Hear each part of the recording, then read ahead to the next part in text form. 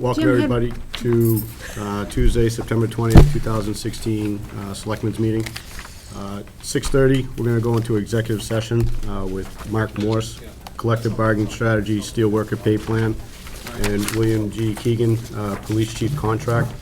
Then we'll come back. I'll read the rest of the agenda when we come back out of executive session for the regular session.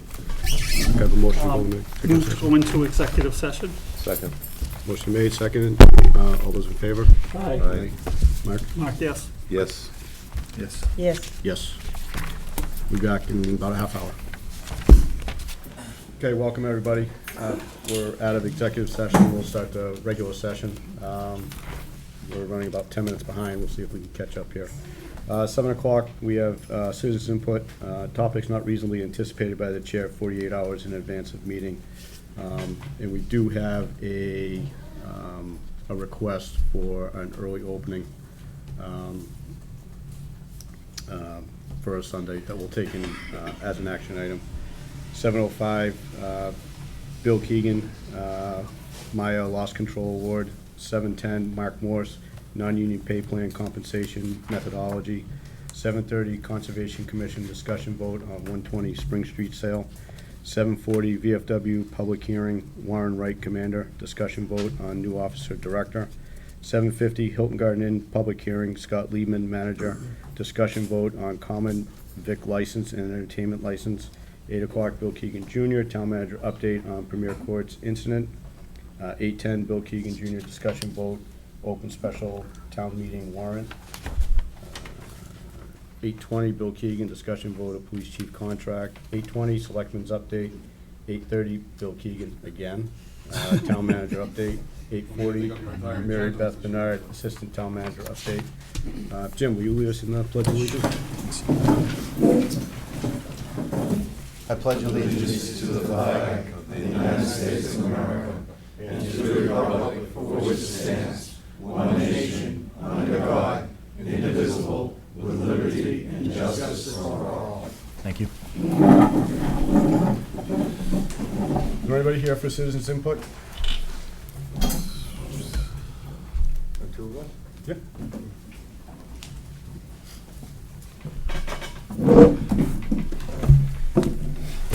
Thank you, Mr. Chairman. Jack Arthurlet, Town Historian, and Mark Forensic, Chairman of the Historical Commission.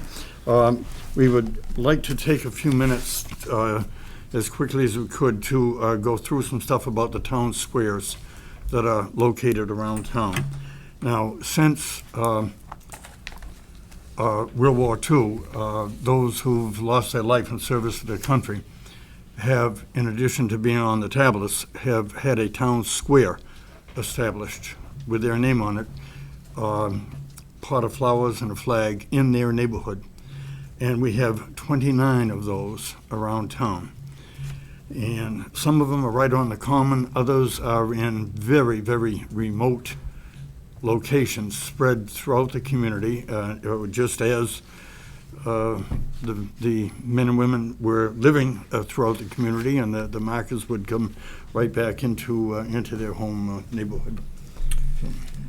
On Saturday morning, Jack, myself, and John Gaetani went around and visited all 29 squares. And John has volunteered to do the painting on the squares and maintain them. So we went around, saw them all, spent a few hours, assessed the conditions of them all. Now, the painting of these, it's a real challenge. This is a cast marker. The letters are raised. So you've got a black background, black sides on the letters, silver front, and the same on the border around it. And the name appears on both sides of the marker so that it could be viewed from two locations. There's also a holder for a pot of artificial flowers, a holder for a flag, and in the course of the painting, a lot of attention is paid to these when they need adjustments or relocating or whatever. So that is really part of what John Gaetani takes over for the town. One of the nice features of the signs is a star on top, a cast star. Unfortunately, there's about 4 of the signs that do not have one of those stars, so we're wondering if possibly we could pursue getting some extra stars cast and attaching them on, so they all look the same. Yeah, I think that's one thing about markers, all tablets, they, no respect to rank or branch of service, that each name is handled, each marker exactly the same. Last spring, when John started the program for this year, we had a little side effort there. The historic marker in the Veterans Memorial parking lot behind the stores was in great need of some care. So John undertook repainting that. It was a major, major effort. And finally got it done. We were so happy to get it back up there, and it wasn't very long when a vehicle hit the pole, smashed the marker against the adjacent utility pole, broke the marker. Everything's down, and it couldn't be repaired. It was down for a rather lengthy period of time, and then the commission stepped in. Yeah, we had originally had that marker made. There's a foundry down in Rhode Island that we get the historic markers made from. So we got a replacement marker. Had to get a pole this time because it's a different kind of mounting. At any rate, we've got the sign and the pole back, and have delivered that to the town garage in the last few days. So they're going to install it. Hopefully a little bit of protection around it so it doesn't get banged again. Now, one of our major problems with these town squares is encroachment. Some of them are located on the common, so I mean, they're always going to be well cared for and visible. But when you get into some of the outlying areas, the growth of trees, the lower the branches hang as they get heavier, the amount of grass and underbrush and everything else. You also, these are all at intersections. And you have, on many of these intersections, you also have a street sign. You most often have a utility pole. If they also have to have a stop sign, that's usually the end of it all, because these all crowd out over the visibility of the marker. The one on where Belcher Road meets East Belcher Road, Spring Street comes in, there was a marker there with a utility pole with 2 sign poles. And when they put another road opposite Spring Street for a housing development, that required a stop sign on Belcher Road. So what happens, that enormous stop sign is like you put it up there to obliterate the marker, and a few yards further down the road, there's a warning about the stop sign. And an intersection like that, you could drive by many, many times and not realize there's a marker there. And this was of grave concern to us as we went through the tour. Yeah, there's about 5 markers that are in a spot where you just can't see them, as Jack said, either the trees or the signs or poles or whatever. But luckily, there's you can move them across the street or to the side of the island. So if you just move them, they would be very visible and a nice open area. But the town has done a great job on the markers that it has tended to. It's very, very difficult to service these over such a broad area. Volunteers replace the artificial flowers in the pots each year. Mike Johns has people who replace the flags. But again, maintenance is high. If a flag breaks off in that holder, you got a problem. You got to get the old flagpole out of the tube. Sometimes that's very difficult. It's easier to clamp a new flag on the side of the tube. But these things are ongoing, constantly, just to try to maintain these areas and give them the respect and the dignity that they deserve. Yeah, the areas need a lot of help too. Some of them look fine. Some of them looks like neighbors have mowed them. Other areas, the grass is all overgrown. There's brush encroaching. There's trees, which the markers are on town property, but some of them have trees that are on the neighbor's property. So Not sure exactly what can happen. They need some branches trimmed to free them up, but the tree itself is on a private property, so. Mr. Chairman, all due respect to everything you're saying here, gentlemen, is there, this is a citizen input item, so if you want to, are you looking for something from the board in this case, or are you looking for? Well, I just wanted to make awareness. Now, we sent a copy of our report to the town manager. We sent one to the Right. DPW director and to Mike Johns. Right. What we need from the town is some kind of notification that if we identify a particularly overgrown area, can it get trimmed? Would it be trimmed? If we identify other needs, will it be done? Can we start a program where neighbors in the area could adopt a marker, agree to keep the ground clear around it, plant some flowers or what? The marker by the South Foxborough Community Club, that's maintained by the club. The marker on the conservation land, in good hands, very well done. Some of these other remote areas. So we'd just like to know what kind of arrangement we would have with the town. And it just, as I say, these things just kind of build up. So, gang Mr. Chairman, up on us. I'm happy to address that with Mr. Arthurlet and Mr. Catania, so, because that's something I can work with Roger Hill on in the DPW operation to address that for him. I just got the report yesterday, so I haven't fully digested it yet, to be honest with you, but having said that, this sounds like a maintenance issue that we can address. If there is in fact a need to upgrade some of the signs, that perhaps that's something we can address through the budget, through the Veterans Department during their budget considerations of next year.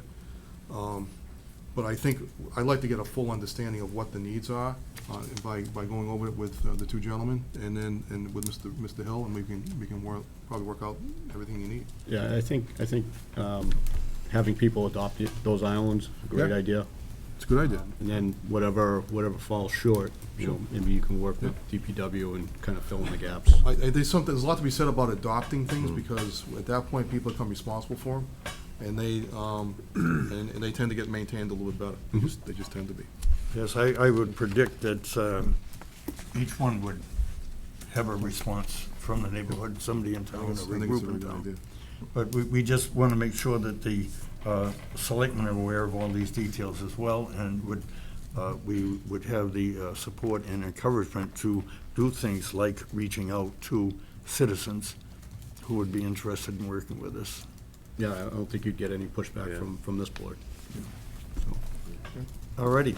All right, thanks. Any Thanks for questions? taking the time to look at those. Thanks, Joe. It made for quite a day. I'm gonna take a ride We've been around doing it tomorrow one after day. We all this. It was like slept well that multiple night. days, yeah. Thank you very much. Thanks very much. About 7:23, Bill, 7:05. Yes, Lost control award. Thank you, Mr. Chairman. I'll try and be as brief as I can here, but I think it's really important to take the time to recognize the folks who've been, again, involved with our Maya Property and Casualty Control Group, Maya Safety Group. I know a number of those members are here tonight. I see Babs here, I see Debbie, I see Roger Hill. I see, well, Tom's here, but I know that the chief has been involved in this as well, Bill Caspara. A lot of the departments have been directly involved in this effort over the past year, as they are every year, and it seems like this is something that gets done annually for the town, is that we end up winning the Excellence in Loss Control, which gets recognized typically at the annual meeting in January, at the Maya board meeting in January. But this year was particularly interesting because we met a new milestone this year. We actually received a Maya reward check for the services that have been conducted, all the safety programs that we conducted this past year, in the amount of $54,000. That is a new milestone, the nearest we can tell.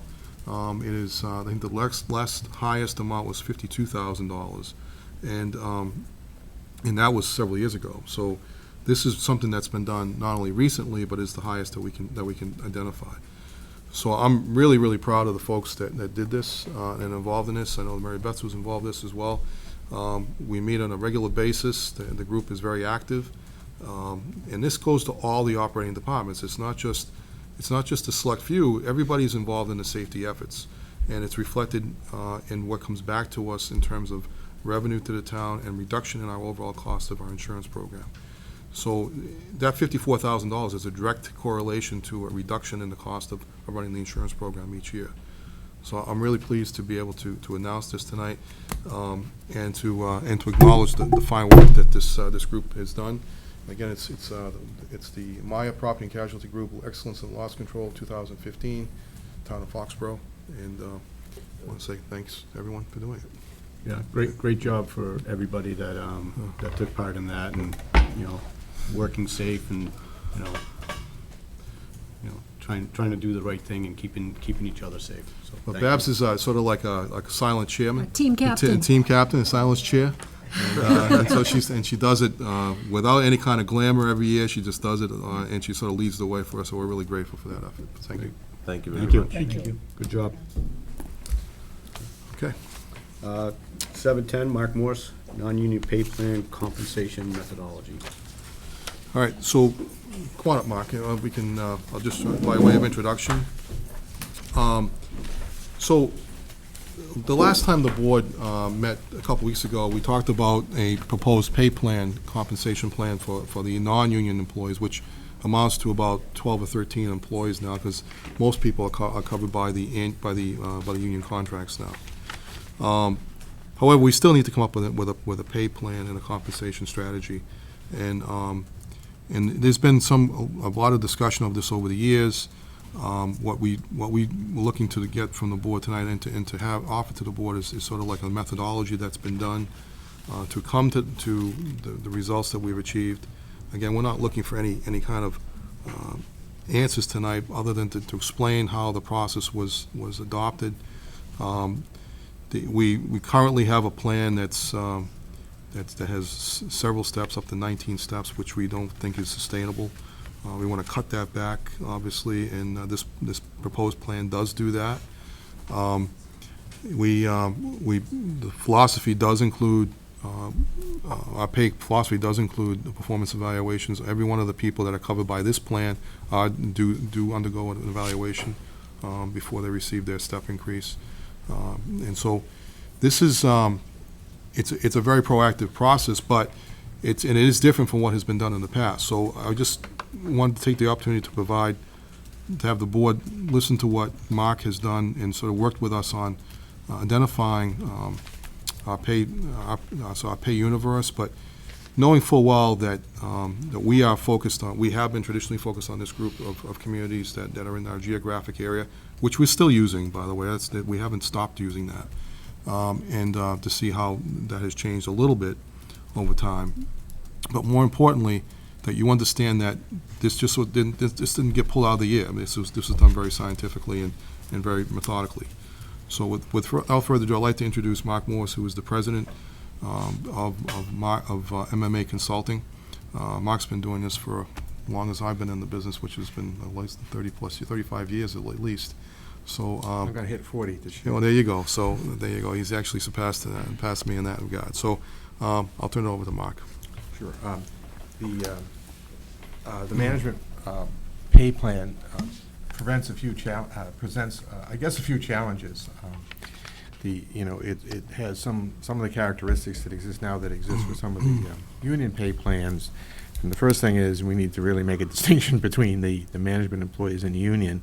I guess at one point you still have some compression. What we mean by compression is that many of the union, at some of the top end union, are beginning to butt against the management employees.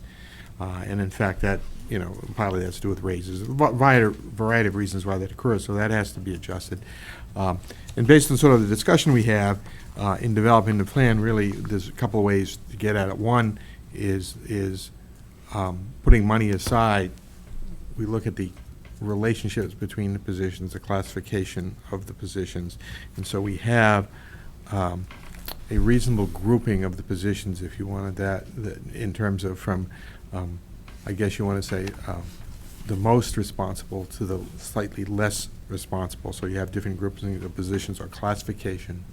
So that's one piece that's done, and that's really independent of any salary plan at all. It gives us some relationship between the jobs. The second piece is really to construct a new pay plan that's more manageable, more sustainable is the words we've been using, I guess, and a few other things, and easier to tie into performance appraisal. I think one of the things that's the aside question, and I know you're concerned with, is they have to be clearly tied to a more sophisticated performance appraisal system, certainly more than a union and so on. So that's some of the objectives.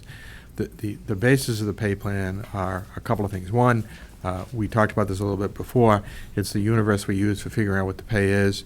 I'm saying broader. We've had this discussion back and forth, and so we select a reasonable universe of pay plans. We looked at a broader grouping of 24/5 communities, and we've since looked at a smaller a grouping of more the regional. Fundamentally, they're reasonably close, and from that data, we begin developing a salary plan. Now, the analysis, without going into a lot of detail, really, as we look at the data collectively, we're concerned with the type of plans that these communities have. Most continue to have step increment plans.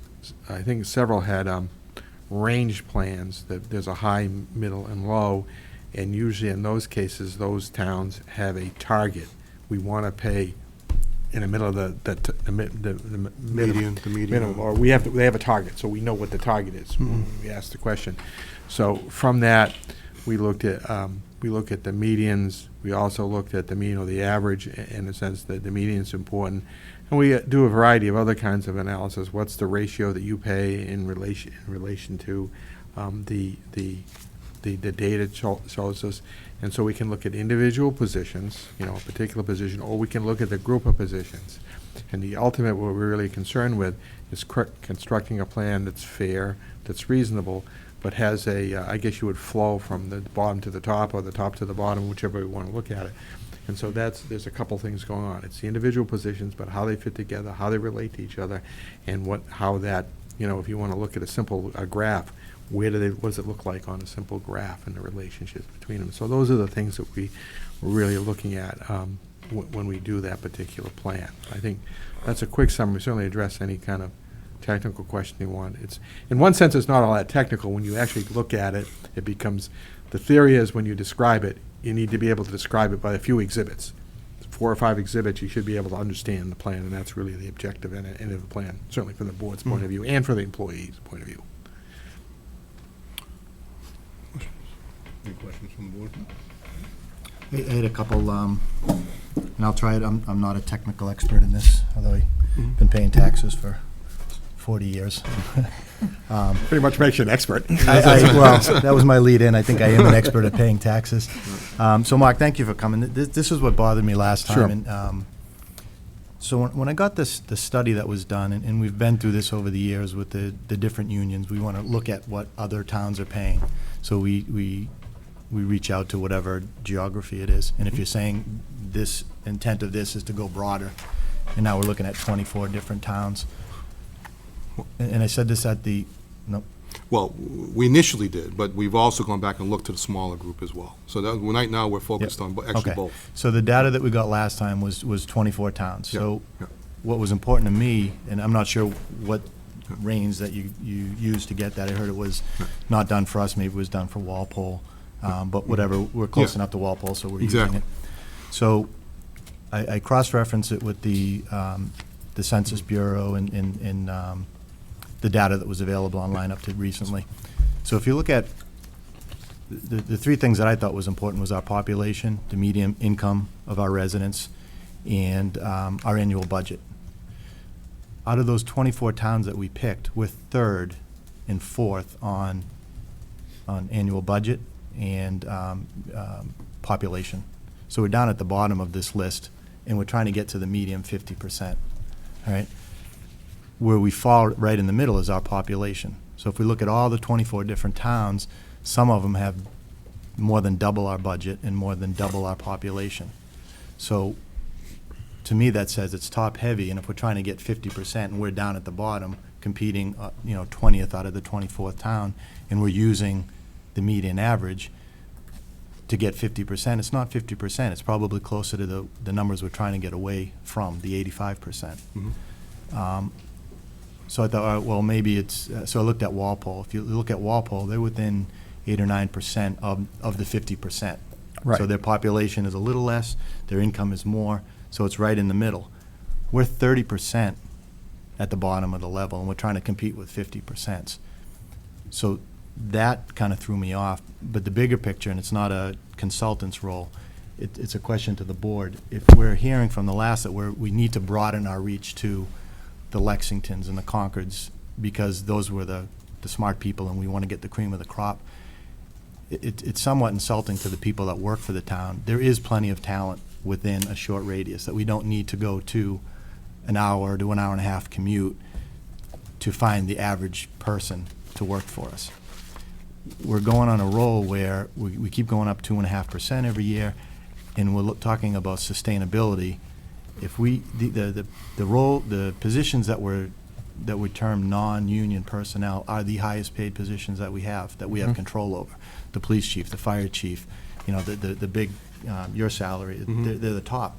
If we don't get this right at the beginning, we're gonna be dealing with this 5-10 years from now when people move on, and then we go back and look at whatever data we came now. So I just wanna make sure that we're at the right numbers to begin with. Fair enough. And if I had a vote on this today, I'm not even close to being satisfied that the data that we're getting in, we can sign off on and move forward. Right, and well, and we were not asking you for to do that tonight. We wanted to start the dialogue and then understand the perspective that you have on this, because, and I think Mark can explain some of his position, some of the positions that you've just raised. I'm not sure we're going to do it all, and perhaps maybe we have a further discussion with you directly about that, to try and address your concerns, because some of the things that that you've raised are relevant to the discussion in terms of where those numbers come in, but others are actually offset by the fact that certain positions are just difficult to get, and so you have to reach out to a much broader market to get them because they're just not around. And so with due respect to the talent pool, when we go out for positions, we get lots of applicants, and we look at those applicants, and we certainly are paying attention, close attention to the ones that look at work in the area, because it's actually better for us if they come in closer to us, because they have less of a commute and it's less of an impact to them. But I understand all that, but wouldn't you, I have the opposite philosophy. We've got a budget that, and the means to pay for it, that sets our ceiling. Yep. Not the best and the brightest that is we can find there. If we can't afford it, why are we paying somebody? That's your answer. Okay. That wasn't me. All right. Well,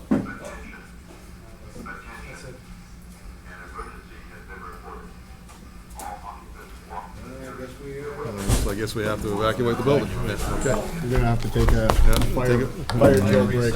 Wave your hand, Jim. All right, so I'll just summarize, and this is not the catalyst to arguments and fights, but, in the hallway when we just broke up here for a second, explainable and sustainable, that's what we had just talked about. So if someone can explain, it doesn't have to be tonight, but why are we comparing ourselves to towns that are an hour and a half away by drive with twice the budget and twice the population and twice the annual income? So if someone can explain that. And then sustainability, the big thing is there is a value to bringing it down, because, you talked about the compression between the management and the non-management, but rather than moving it up to get that separation, I would rather move it down. And I know we have contracts, but if it's gonna start somewhere, it has to be at this table. We've gotta push down.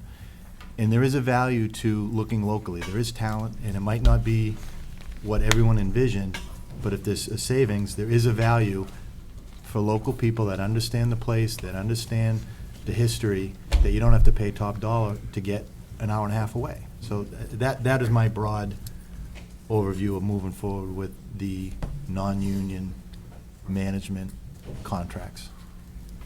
Fair enough. All right, do you want to address that, Mark? No, I just thought, when we do the measures, there's a couple of things that I'd look at. It just, you might want to look at yourself. Yep. I think a better measure of wealth for most communities is like EQV per capita. Okay, can you bring it down a little bit? Equalized valuation per Equalized capita. valuation. Okay, all right. And the reason you do, per capita, that's a nice measure to reflect how wealthy the community is, less than the income numbers, which can be, fluctuate widely, which, so I think the EQV is a better number to use. I agree with things like to the population. I think you make a couple of good points on some of that, because that was a larger survey. There is some relationship between being a wealthy community and paying well, but it is not a complete relationship, because if you look at the underlying numbers, some of those who appear to be wealthy on the surface pay so-so. I mean, you will see that, and that's the historic reasons for all that kind of issue. But I think you make a good point. The issue, even if you adjust it for a local survey, and I think you need to expand it a little bit, because we're in a different universe now. It's broader than it once was. Our expectations of employees are different, and the skills required really require to cast a wider net, given the aging of the group and the aging out of many of the municipal employees.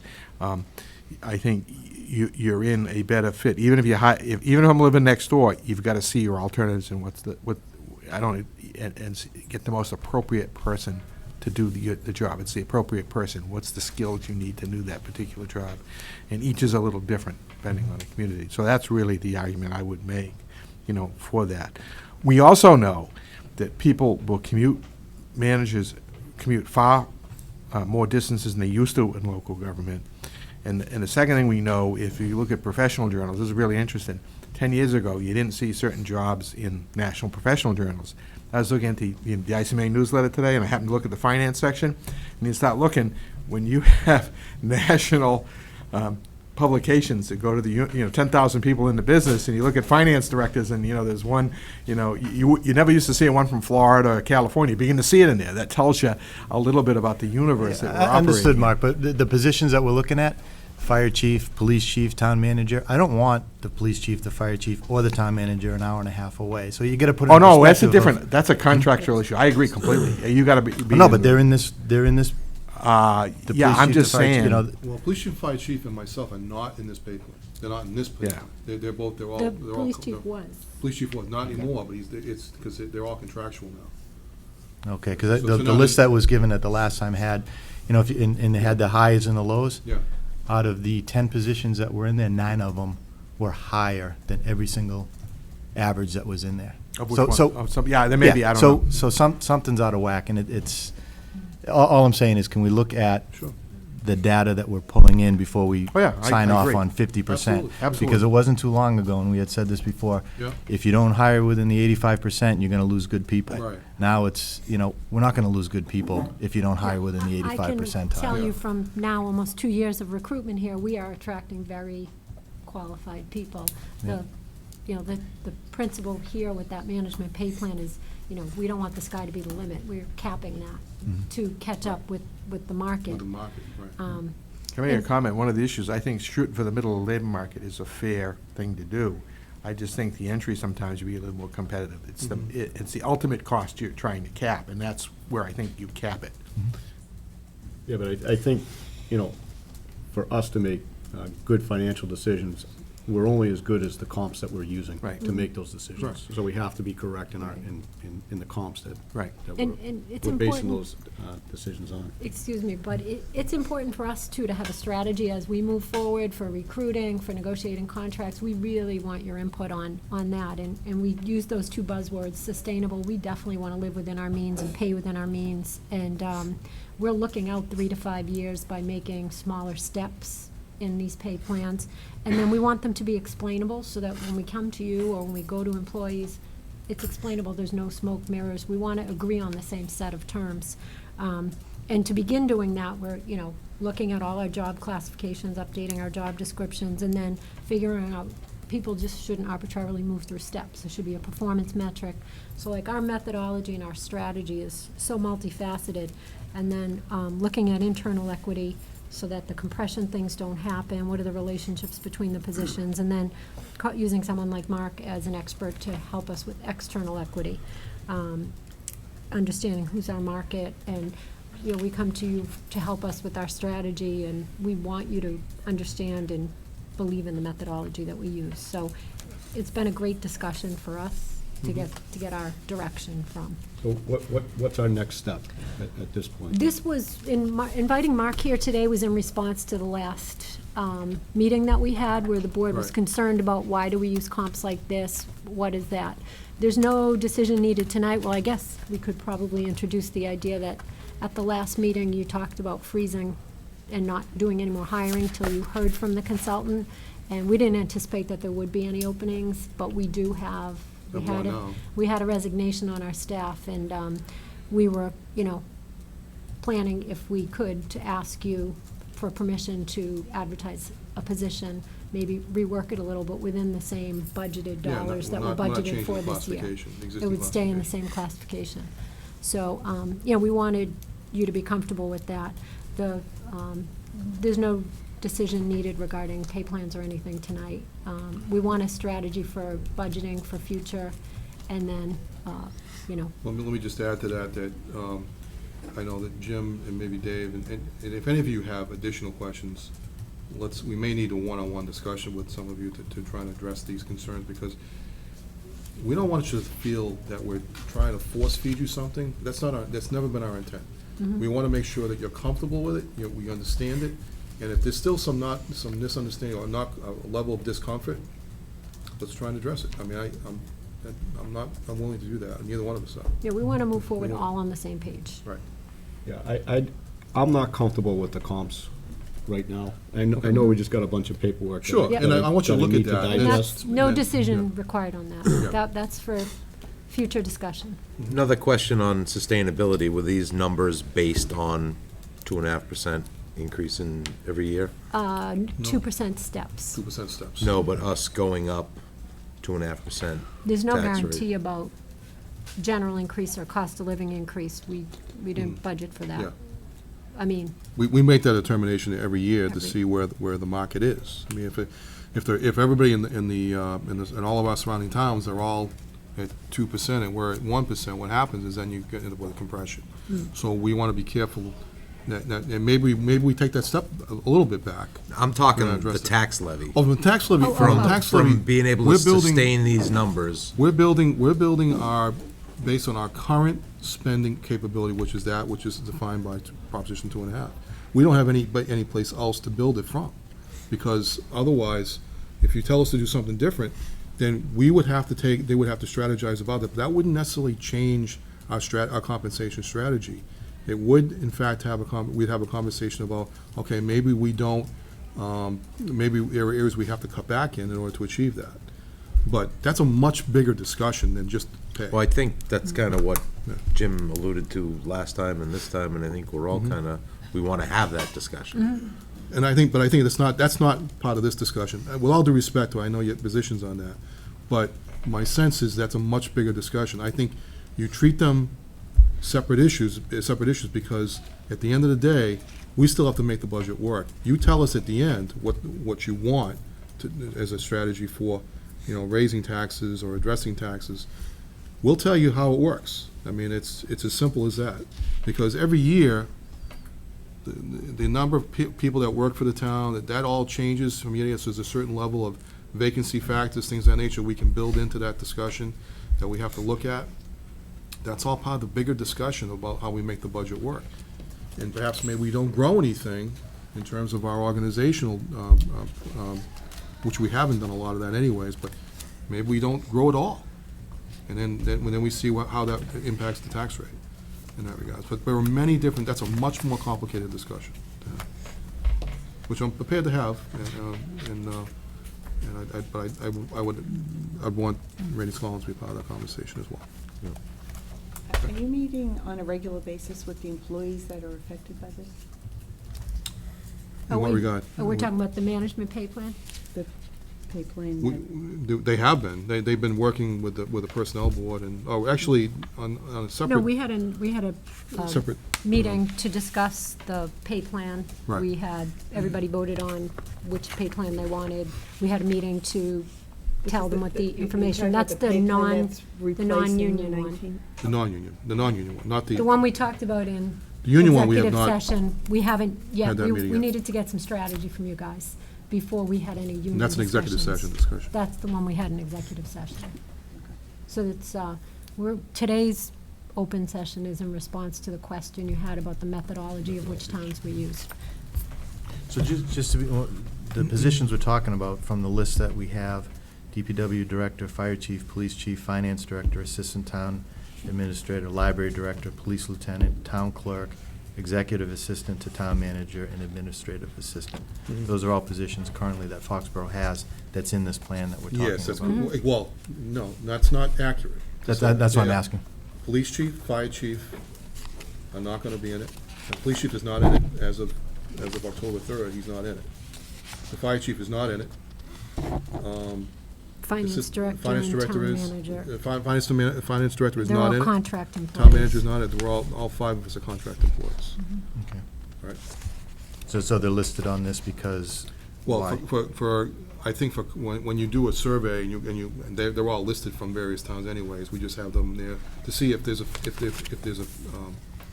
some level of consistency. You wanna make sure that, from the overall pay schemes from each of these towns, that we're in the same ballpark. So, no, in other words, if you take a look at, not every town is structured that way. No, but we have a specific non-union staff, Yes. and there's a bunch of positions that we're evaluating that are not even in our consideration. So, but I guess my point is that if, on a management level, you're looking at all management level type positions. Yep. And typically, they would be, the ones, the three highest ones typically, and that group would be the police chief, fire chief, and probably public works, and perhaps finance director, and typically. They're the top tiered ones. Yep. And town manager is never really on those pay plans, because it's a separate position altogether. But, so you just look at that to see, okay, are we in the right ballpark with these positions? Because then you can start looking at the others, because usually the other positions fall underneath those positions. Well, that wasn't even specifically done for us anyway. No, it wasn't. No. It wasn't. One, so- It We wasn't. were just giving you an idea of where. But that's but the Foxborough thinking fell. is that you have to have a pay plan that looks at all those things, even so you're not looking at a, Okay. something out of the blue that makes no sense at all. And maybe have Mark respond, since you're here. Oh, it's a good answer. I'll go with you. No, you always look at just the relationship. You look at between yeah, the positions, just to relationship. see. That's what we look at. Any more questions from the board? Thank you. Thank you. Yep. Thanks, Mark. Thanks, Mark. Thank you. I enjoyed the fire alarm. Thank you very much. Never a dull moment here. That's right. Come back soon. See you later. There's lots of that.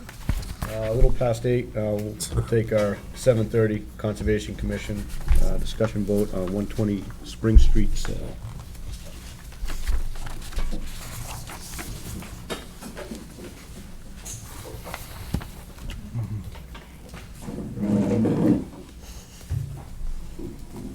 Good evening. Hey, Bob. So you're on. You're on. Well, we've been trying to sell that parcel for almost 20 years now, off and on. So I think now's the time to do it. We'd like to get out of the real estate business. I think you have all of the information about the house, the properties due to the law that we need some town property to replace that. You have the sketches for that. If you have any questions, we're happy to answer them as well as we can. Let me just give you a little bit more broader perspective with this. The property we're talking about is 120 Spring Street. This is actually the last of the properties that was actually under rent jurisdiction of the Conservation Commission. I think when I arrived here 2 years ago, you had 3 of them. Right. This would be the last one that they're no longer, that would no longer be rented. The person who was occupying the position, the property just moved out on August 30th, so the property is now vacant. So the question then becomes, so the Conservation Commission has proactively addressed this issue by saying they've determined the property to be surplus, but in order to, because it's under Chapter 97, it's an article that talks about open space and recreation space and conservation space, that in order for the Conservation Commission to sell that property, they have to identify other parcels that would be an offset to that. And what they've identified is other parcel, two other parcels, I believe. Correct. That are located almost adjacent to this parcel, which are open space under the control of the town at this point in time. They're not under the jurisdiction of the conservation, they're just owned by the town. So what they're asking is that those lands be transferred to the control of the Conservation Commission as part of this sale. The 60,000 square feet of space that occupies the 120 Spring Street lot would then be available for sale. And the town could then sell that parcel to a private entity, or whatever, or the highest bidder, or whatever the case may be. So, at that point, it would no longer be under the jurisdiction of the Conservation Commission, and they would then be in control of the parcels behind that. The Conservation Commission is particularly interested in the parcels behind it. They are larger parcels, but they're just tracts of land that really aren't, they're not really, there's no real frontage to them. They're almost landlocked, Yeah. and the only frontage is on other conservation land. So There is one one access place. off of Cathy Road, Right. but it's only one access point. Right. And that area, this area is particularly important to them because there are very specific species that are of turtles and salamanders, et cetera, that are actually considered endangered species that are actually occupied on this land. So that's why the Conservation Commission is very much interested in protecting it. We don't, near as we Protecting can the tell. piece of land that we want to sell? No, protecting the piece of land that they want to occupy Okay. in exchange for it. Okay. So the piece of land that is 120 Spring Street is a house. It's actually, and carries with it some, obviously, about a little over acre of land. It's 43,000 is an acre, so it's just a little bit over an acre of land. Basically. So it would now be available for sale if this happens. Now, what's happened is that this town meeting already authorized the town to do this sale, but the Conservation Commission has not done that. They've actually rented the property for a number of years. What's now needed is that we'd have to file legislation with the legislature to allow us to actually go forward with the sale, and also in recognition of the additional land that would be turned over to them. This would actually meet the test that the Department of Environmental Affairs actually has put in place to make these kind of transactions occur. Would this be a conventional sale or an auction? It would be, we could do it both ways. We could do it by virtue of sealed bid, which would allow us the ability to, and then if we could always reject it if we don't like any of the prices, and then we can go out to auction if we so choose. We have that option. How long ago was it authorized at town meeting? Back in 1997, 96, 97. That was the first one. And then we have re-voted just to reconfirm, so the commission is completely behind this. It was 1999 when it was 1999, voted, when it thank was you. voted on by the town meeting. So, through the chair, is that okay? Yeah. So the town already owns the parcel that was just given to us tonight to show us, right? Correct. And it's got vernal pools, endangered turtles, Species. species, and Yeah. it's landlocked. By and large, except for Okay. one limited access. One limited access off of Cathy. So the benefit of the conservation selling one piece that, in getting something that's already conservation, whether it's It's not titled. already conservation, it's owned by the, it's No, under your understood, but in re- control. So it's just changing it's a technicality Okay, to satisfy. but in reality, if the town wanted to develop this with no frontage behind a dump with vernal pools and turtles, are we buying, it's not gonna happen, right? That's correct. So why would you do this? Well, And we just got this information. Yeah, tonight, sure, so yeah. I No, would fair rather enough, have, yeah. if I had this in my packet, we would have had this dialogue Right. before, but Oh, are you okay. buying swampland because someone's saying it's a good deal for you? It Well, doesn't make, it's- looking at this map, it doesn't make any For sense to me. conservation issues, it is a good deal, because we're able to protect endangered species and protect the vernal pools. So it's a good deal for the Conservation Commission. But is it already mapped on the heritage maps as vernal pools and turtles? I'm not sure. It probably is, so. So nobody's it's gonna sort of develop that? That's correct. Probably not developable, but to protect it permanently under Article 97, under the, I think you protect it under the Yeah. Conservation Commission Act. Yeah, It's the just- Hatch Act. basically, It's the probably Hatch not Act, yeah. developable anyways, but it's really significant for the rare species that are on it. Mhm.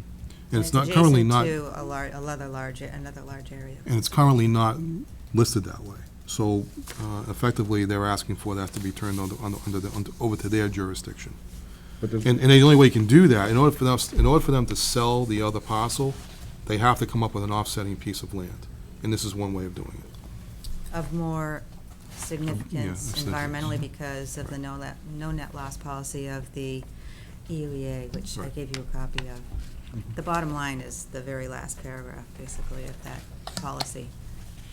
Unless you do this, this, and this, we won't give you any funding for grants and such. So the two parcels that the town owns that isn't in your control, are those the two? It's not in our control. Exactly, are those the two on this that are in red, and the parcel you want to sell is in yellow? No. The two parcels that we're interested in are the yellow. Spring Street does not show on this map. Oh, it's not No. anywhere Yeah. connected to No, this? it's not connected to this Okay. Oh, that's directly. All right, yeah, I thought it Thank was, you. Okay. I thought they were adjacent properties. It's No. I think I almost made on the close, but Mansfield it's- line. They're close. It's just downstream, but it's on the Mansfield line almost. It's a house that John Zielinski rebuilt, right there on the border of Mansfield and Foxborough.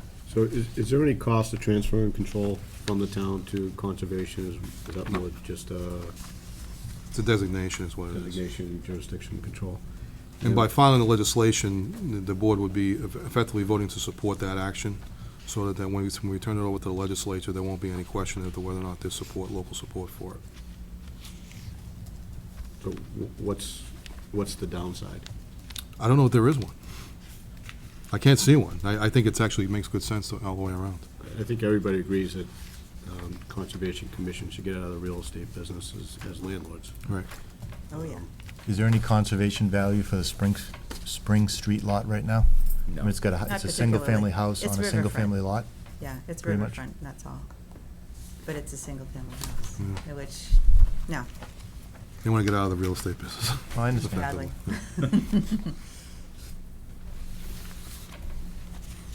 So we're asking your support, and I think there's a letter here for town manager to sign and to go forward to the legislature with it. The legislation was drafted by town council, so just so you're aware of that. So is there a motion that needs to be made? Yes, the motion would be to Support the sale. support the transfer, the legislation as proposed by the Conservation Commission to sell the 120 Spring Street property in exchange for the Two properties. two properties identified in the specific legislation.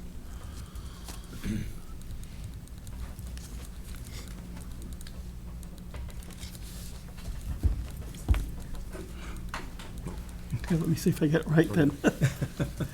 Work with me here. Be happy to. Move to support the legislation to sell the Spring Street property, 120 Spring Street. 120 Spring Street property, to be offset by moving the two other properties from town to conservation, Transferring. Transferring. From town ownership to conservation ownership. town Karen. ownership to Care and custody. conservation. It's Care still, and it's still owned control. by the Care and town. custody, that's right. Okay, Karen, care and control Thank you. of conservation. yes.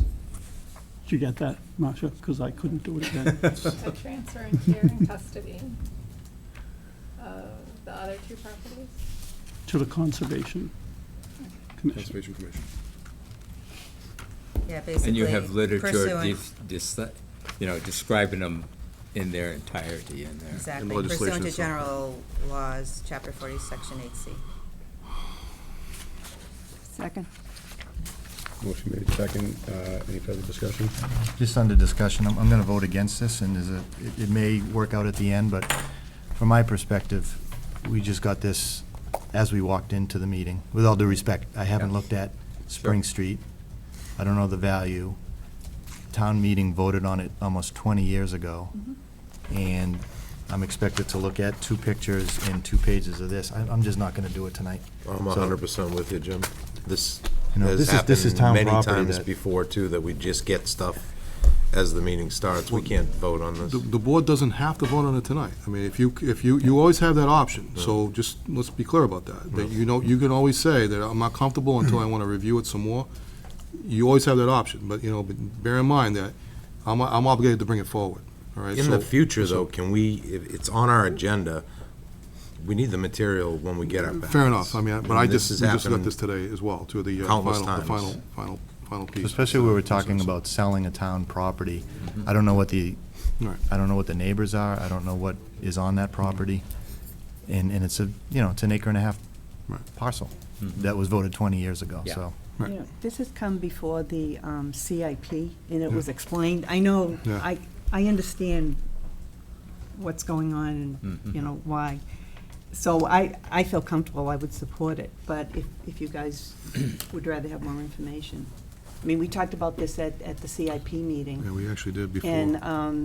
And with the idea of conservation getting out of the rental property business. And also, this parcel would be sold, it would be developed, it would go back on the tax rolls, but you also, by law, we would have to transfer the town land into the conservation. Correct. So it's a win-win, really, It's just, you just want to make sure you get a good price Well, of the that's, sale of 120 Spring Street. that would be up that to would be- basically you, because I'm not sure how the sale would be handled, but as Mr. Keegan says, it could be either sealed bids or auction. So- And the reason it came before CIP is because conservation would come before the CIP and say, we need some money because we have to do repairs, we need a roof, and CIP questioned, it was 5 or 6 of us questioned, well, is it almost like throwing good money after bad? And conservation agreed, because they needed the money and they want to get out of the rental business, so Ginny is it correct made in that. sense. Ginny is correct in that, because I remember the conversations, and some of you weren't privy to that, so I understand that. Yeah, But what's happened is that it was brought forward, money was appropriated at one point to do some improvement, but not all of them. And then it got to the point where, I made the recommendation to them all. I said, look, why are we spending good money here on something that we know is eventually gonna be, we're either gonna sell it, or we don't want to be in the business of renting property from various departments like that. At this point, there's only one property left that happens in that situation. Okay, and I agree with everything you said, but there's also a value to open space. Yeah. And yes, you get a value when someone writes a check. Right. Don't know how much that's gonna be, and we've been through the auction and that whole process before. But you put a big box colonial with 3 or 4 kids, and there's a value to that is a negative because of the school. So I don't wanna just say, it's a lot, let's sell it, and it's a windfall for the town, because it's not the case all the time. And again, I don't know the properties, I've been out there, it's not much of a house to renovate, so it's gonna get knocked down and something's gonna get built. Yeah, and I believe in the discussion, you cannot increase the footprint, right? Because of the way the land is. Yeah, it's a So limited you wouldn't space. get a McMansion on there. I You don't would- know that. I don't No, know. no, I Yeah. mean, that Yeah. was because. Because it's riverfront. So- Because it's in the 100 front, So- 100 Feet of a riverfront. Right, riverfront. Yeah, in a so riparian area. basically, you'd have to really kind of stick to the same footprint. So let's do this. I mean, I'll withdraw and move to I would- table. Yeah, move the table Move for to the time table for being, 2 weeks. so that everybody has the ability to look at it a little bit closer. Ask the questions you need, and we'll bring it back at the next meeting. Yeah, I'd be Okay. more comfortable with that. Right? Yeah, this is the first time I saw the Article 97 land disposition policy, and I was trying to read it as you were discussing, and As chairman, I know the difficulties there. I can empathize with you very much, I think David. it's better if we just table this. Let us digest the information, let us do our site visits and come back. And if you have any questions, give us. Would it be proper to have like a joint meeting with conservation, a yacht meeting? Be more than happy to. Is that something you guys would be interested in? After you, Yeah, I mean, I don't need a joint meeting, but I just wanna look at the property, look at Yeah. the We'll take a look. I want to be able to read the Can we do information it? I was given. Well, can we do it like a joint walk with the Conservation Commission? I'll walk you through the swamps if you'd like. Yeah. If anybody wants to go, That's I mean, something. yeah. We're Jane will take it through. available, give us a call. If you want to come to our meeting next Monday night, let us know, we'll put you on the agenda. And you can ask more questions at that We're time. going to table this. Yeah, okay. We'll bring it back as soon as we have, ample time to go through it. Okay. Fine. All right, thanks very much. Thank you very much. Thanks. 8:19, we'll do our 7:40 VFW public hearing, Warren Wright, Commander. Discussion vote on new officer director.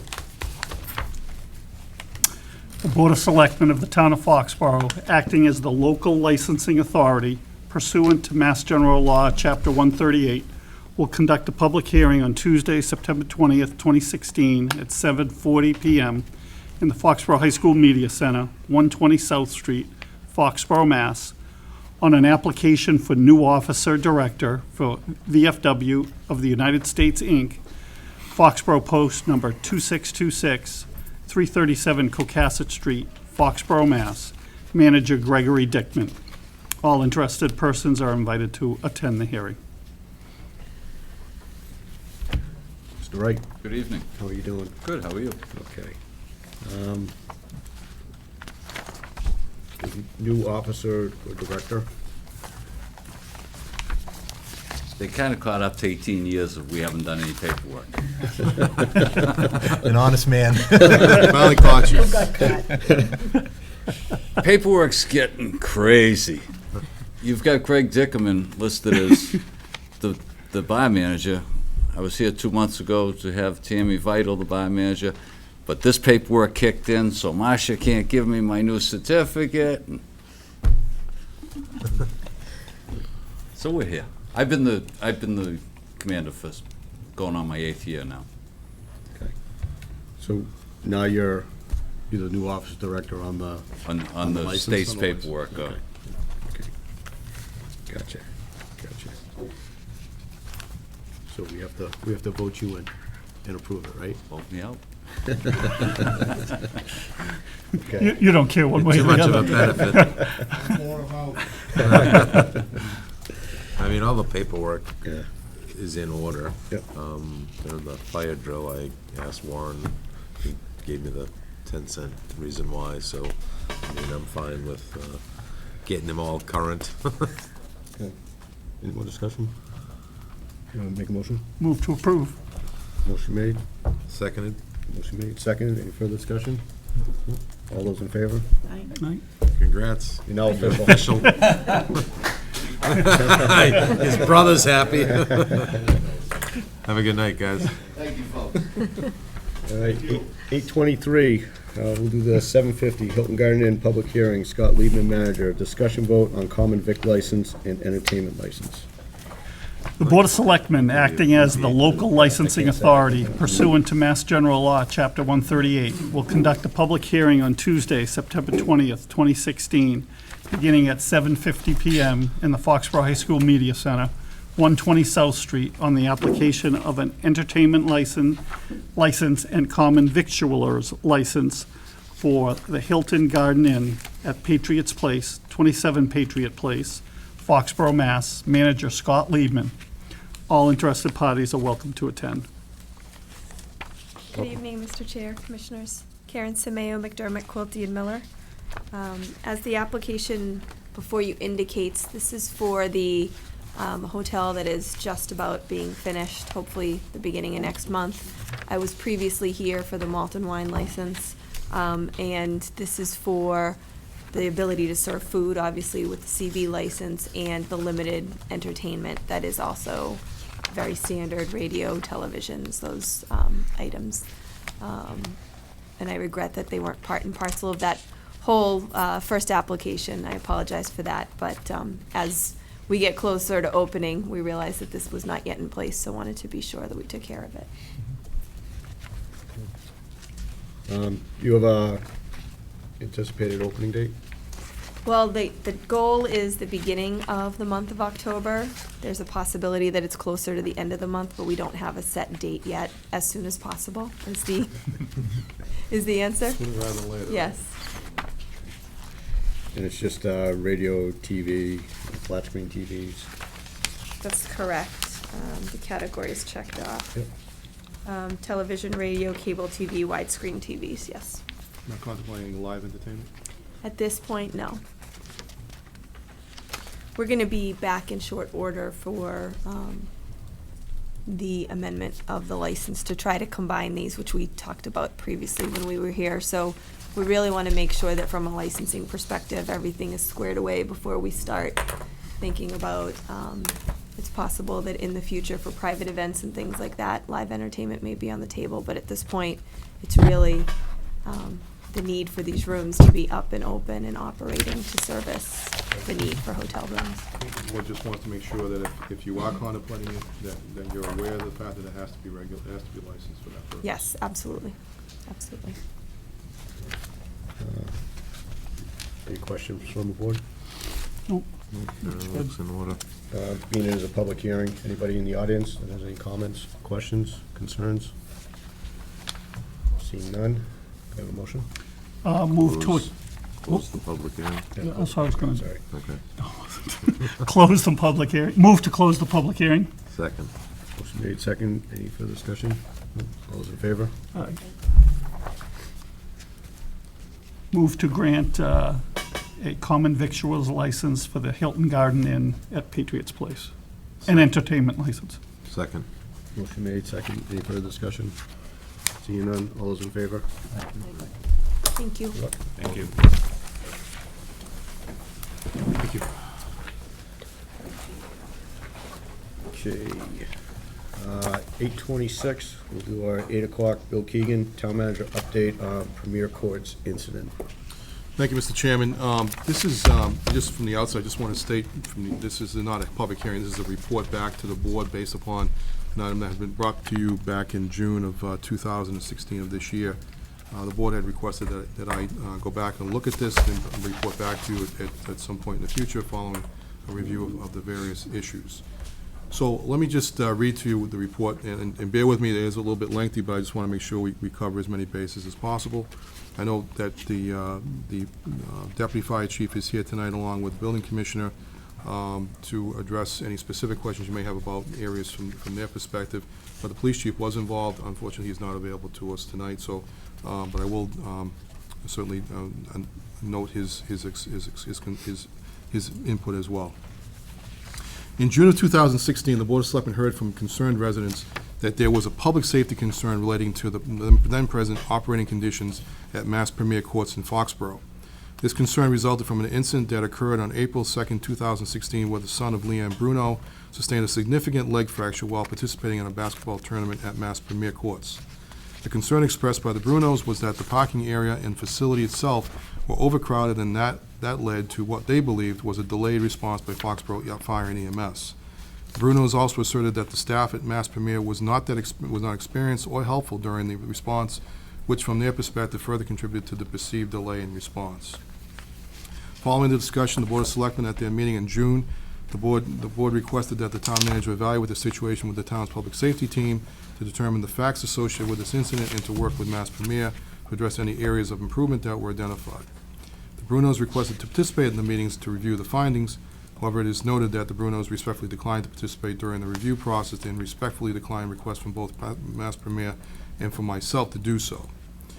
We did reach out to them specifically during the past week or so to go over everything with them. Unfortunately, they declined to participate. The Brunos indicated that they would only participate in discussion during an open meeting with the Board of Selectmen. Discussion. Following the board's meeting in June, in June, I met with the next day with the town's public safety team to determine the proper course of action. The team included the fire chief, police chief, and building commissioner. Early on, it was the team's unanimous opinion that we first needed to establish the facts associated with this incident. After some discussion, we agreed that our goal was to address 4 major objectives. 1, determine if the response time from the Foxborough Fire EMS was unusually long, and if so, what was the cause of that delay. 2, evaluate the actions by Mass Premier staff along with their present emergency response plans to determine what actions, if any, could have been taken to improve their emergency response to this incident and for any future response scenarios. 3, evaluate the existing parking lot plans to determine if proper ingress and egress was maintained during this incident and determine what, if any, improvements should be made to further improve the present conditions. And 4, identify and/or recommend any additional public safety steps that could be taken to further improve emergency response to any incidents that might occur at the Mass Premier facility. It is important to point out that while the town views this matter as being highly unfortunate, involving a very significant injury to a sports participant, however, from a public policy perspective, the town has a somewhat limited role in this matter. The town is primarily concerned with public safety and the associated actions of our departmental operations in providing that service.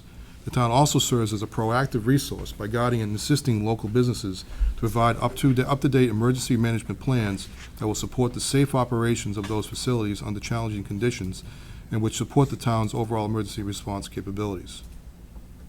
Mass Premier has cooperated fully and has worked closely with Foxborough Public Safety Team to refine and improve safety at the facility. The following sections will address each of the 4 major objectives as stated above. First, there was the evaluation of the response time. During the board's meeting in June, it had been repeatedly asserted that the response time from the beginning of this incident to arrival of the EMS team on scene had been 25 minutes or greater. It was also suggested that the staff at Mass Premier were not helpful in contacting EMS to respond to the incident. However, a review of the call log from Foxborough Dispatch Communication indicates a factually different scenario. And then I also have laid that out for the board so you can see that. It's actually in this slide where it gives you a minute-by-minute calculation of what actually happened. The log reflects that the very first call to respond to this incident actually came from a member of the Mass Premier staff, and I believe it was the manager on duty that day. Secondly, the timeline that follows indicates that the actual response time from when the first call was received to when the Foxborough EMS arrived on scene was actually less than 10 minutes, although actually 9 minutes and 59 seconds. In reviewing this response time, it should be considered that Mass Premier is located on an extreme southern border of Foxborough and Mansfield. Given this geographical condition, a 10-minute response time from Public Safety Headquarters is considered reasonable in relationship to this incident. Upon arrival at the location, it was also asserted that due to overly congested conditions of the parking lot on that day, Foxborough Fire EMS experienced a delay in accessing the site. This assertion was also not supported by the facts. In fact, Foxborough EMS has indicated that not only did they not experience a delay in accessing the site that day, but that during the 12 years that Mass Premier has operated, they have never experienced a delay in gaining access to this facility. That said, Mass Premier has identified several improvements to their parking and access plans that will be presented in a later section of this report. 2 was the actions of the Mass Premier staff during this incident. As was pointed out above, the call log reflects that the very first call for emergency assistance came from the manager of the Mass Premier staff. During the initial presentation to the board, it was asserted that the staff members who were working at the concession stand did not respond to requests by the public to contact EMS. However, what was later has been identified is that EMS had already been contacted by the Mass Premier manager, and they were already on their way. It was also discovered that during the follow-up telephone call made by Ms. Bruno to dispatch during the incident, in which she inquired of the status of the EMS arrival, it appears that there was some confusion involving the information that came from the dispatcher who indicated the rescue had, and quote, had been dispatched a minute ago. Unfortunately, that statement is inconsistent with what actually transpired. The fact of the matter is that the initial call came in 8 minutes earlier, and the rescue had already been dispatched and was already well en route. Shortly after that call, the rescue arrived on scene. It is, however, understandable that some confusion existed based on the information that was conveyed, but that did not in any way adversely affect the arrival time of the emergency response team. During the last few months, Mass Premier has worked cooperatively with Foxborough Fire EMS to further enhance their emergency response plans, and I've listed out as in another attachment in the slide.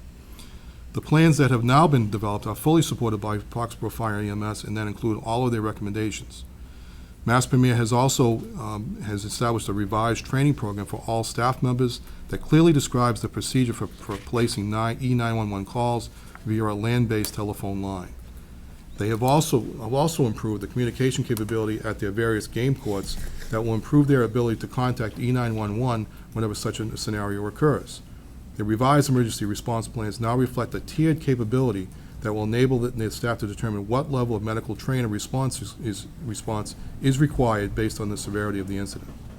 Finally, Mass Premier has voluntarily agreed to install what is known as Blue Emergency Response system that will directly alert the Foxborough Communications Center that emergency medical response is needed. This system, which is similar to the ones used on college campuses, has been ordered and will be operational later this year. The staff will be trained to call 911 from a landline to confirm receipt of the emergency notification via the Blue Button system. It's important to note that this system has the capability to also alert the attending public to an emergency medical response team, that an emergency medical response team is en route, and that the entrances and exits to the facility should remain clear and accessible. Next topic is Mass Premier parking and access. Mass Premier has met with our public safety teams over the course of the past few months to revise their parking and access plans. A review of the slide entitled Mass Premier Parking addresses the specific components of this plan, which has already met with the approval of the public safety team. It was previously noted that the access to the site has not been identified as being problematic for the fire EMS perspective, though it was acknowledged that parking and access associated with several major tournaments at this location can sometimes be challenging. Mass Premier has attempted to address this concern through their revised parking and access plan. And then finally, the other proactive safety steps identified. The public safety team did not identify any other significant public safety issues associated with this facility. The building commissioner has, however, noted a few minor building issues that Mass Premier has agreed to address. In summary, the incident that occurred on April 2nd, 2016 involving a significant injury to an athlete participating in a basketball tournament at Mass Premier was truly unfortunate. The incident triggered several concerns from residents regarding the emergency response capabilities of this facility. Following review of the facts, several perceived impacts that were expressed have now been researched and clarified. The incident has also afforded an opportunity for the town and Mass Premier to work closely together to update and proactively improve the emergency response plans of their facility with the hope of enhancing the customer experience and furthering the public safety goals of both the town and Mass Premier. The newly improved emergency response plans have gained the full support of the public safety team. So, members of the board, I just would like to point out that I do not recommend any further action at this time be taken by the town or by this board. I know that Attorney Lovely is here tonight representing his client, and I did not recommend this report for discussion. It was just an update for you. If you have any questions of me, I'll be happy to respond. I'll go first. I just have a question on the training procedure. Sure. What type of training procedure? Who's administrating the procedure? What type of training procedure is it? Is it in conjunction with the fire department? Is the fire department on board? Is it certified by Red Cross? I mean, Yeah. is it just you're going to do this, this, and this, and you'll sign off? And All right, I'll have to defer to let them speak that directly. And I'll ask Mr. Mike Vaughn, who's the manager of the facility here. All of our staff, as I mentioned last time I was here, are first aid and CPR certified. And one of the additional steps that we've taken with meeting with. can you come up to the microphone? Sorry. Thank you. Just so people at home can hear you. Mike Vaughn, I'm the general manager from Mass Premier Courts. When I was here last time, I had mentioned that all of the full-time staff and some of the other their part-time staff, camp staff, things like that the Board of Health requires for doing camps and other things that we run at the facility are first aid and CPR certified, along with the AED certification as well. So that's the first start. And then what we've done with the meeting with the fire chief is coming up with a more systematic way. I think when last time I was here, I had referenced that we had met with Deputy Bagley, and we had a lot of understandings, but nothing was really formalized in writing. So we have now taken all that stuff and formalized them in writing, and the action plan going forward is to have meetings prior to an event to review. We do those anyhow to review the event coming up and how many teams and schedules and staffing and needs and those type of things. But now we're going to add to that a reminder of what the action plan is. We'll have quarterly reviews with the staff, and then we're going to meet once a year again with the fire, unless they deem a meeting needs to be sooner. We'll meet with them once a year. I think we had agreed every September or August, because our season kind of turns over at that point. We would re-meet with the fire department and have them come down, and we would review the call logs, any information that had gone on for the year, what calls were coming in, how quickly were they coming in, and just kind of review the year and then continue to improve that, maybe take some things away. We came up with a 5-tier plan for our injuries. So it better defines what a level 1 injury all the way down to a level 5 injury is, and just what our action is with the EMS and the fire department is the plan we've put in place. Okay, and I have another question on these blue buttons. How many throughout the facility are you installing? We're planning on 6. We'll install 1 at RBI, 1 upstairs at Elite Fitness that would occupy the upstairs, 1 in the wood court area, 2 in the synthetic area, and then 1 behind the concessions. Originally, when we had come up to do it, we were going to label them with what they were and kind of make them known to everyone, and it was the recommendation of the fire department to say, let's not do that.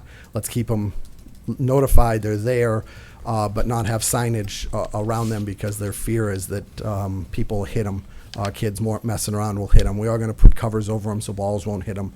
But the idea allows us to, when there's a level 1 injury, that any of the staff, whether it be a scorekeeper, refs will know about it, our staff will know about it. They can go over, hit the button, and then there'll be an alarm that goes off in the building, which will notify people that there's been an emergency. It's not an evacuation notice, so people won't be leaving the building. It won't sound like a fire alarm. So it will just make a notice that says there's been an injury, please stay clear of the doorways and the hallways, and then our staff will be trained to then call 911, confirm that it's there, that it's been notified to them, and then it will also allow us that opportunity to let the dispatcher know what court, who will be meeting them, and kind of that's part of the action plan, is to make sure that when we call, we let them know what court it's on. That helps the EMS come into the doors, get there quicker, and speed up the process. With that, we've also put more people involved in an injury in terms of what other staff people will do.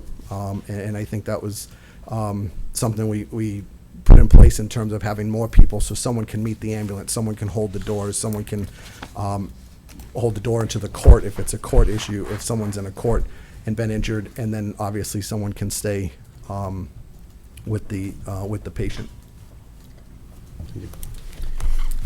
Anybody have any other questions? Yeah, one more. Bill, again, you were part of the process.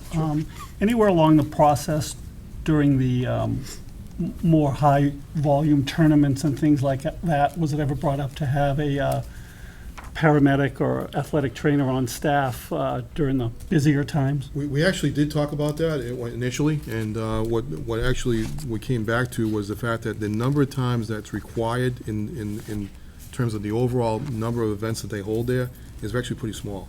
So they said that and perhaps you can probably address it better than I, but the number of incidents that occur where requiring a paramedic at that scene is pretty limited.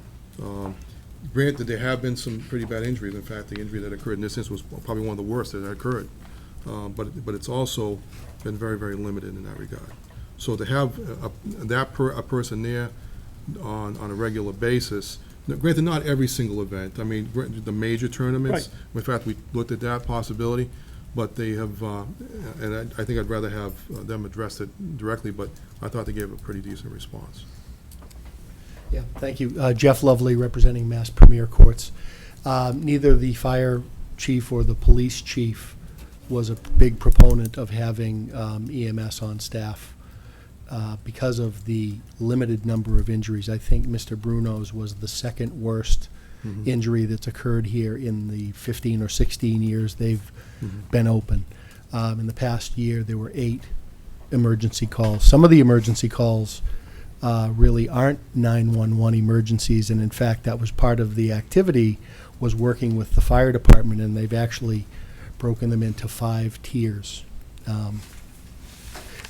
So that the fire department's actually saying, call us only if it's tier 1 or tier 2, or if someone insists, naturally, we'll get involved. Otherwise, a lot of sprains, injuries that either people can ice or drive themselves to the hospital, et cetera. We don't involve public safety. So the police chief, I guess we were going to have a new police chief, but Chief O'Leary was saying that what he really wants to do is come take a look at the big event next March, which is the March Madness, and really evaluate it carefully, and presumably he'll carry that on with the new chief, but continue to look at it and see if it's warranted at that point. Chief O'Leary and the site, this is a site plan approval of this property. Chief O'Leary, I think, required 1 police detail in the past year there. Okay, he's not a big proponent of having details there, neither was Chief Hatfield. It's sort of overkill. So the safety plan involves more immediate response, getting it in the 911 system as soon as we can, stabilizing the injured party, notifying people that help is on the way, which really was part of the issue here.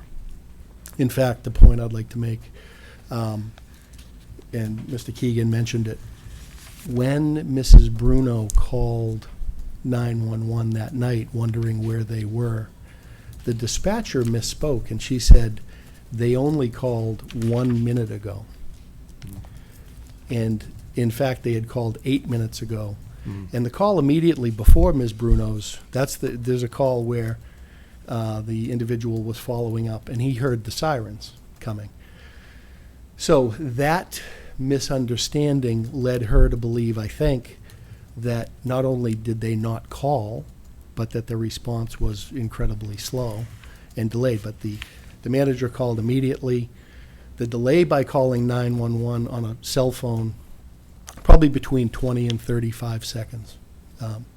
So the call came in pretty quickly. The response was pretty good. It is about as far as you can get in Foxborough from our public safety building, but it was 11 minutes. So in short, we worked very closely with the public safety folks. They were not pushing any type of details except for further study.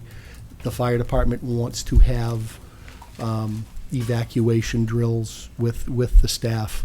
I think they used to do it years ago, and I think they're going to reinstitute that, have walkthroughs with fire department so everybody knows the facility.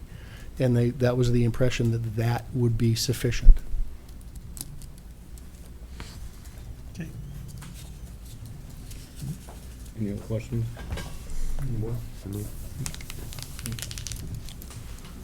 Okay, Yep. thank you. Yep, thanks, Bill. Being that it's past 8:45, we'll do the 8:10, Bill Keegan, discussion vote, special town meeting warrant. So, thank you, Mr. Chairman. With respect to this item, we have talked to you the last meeting about holding a special town meeting. The date we initially put out was November 28th.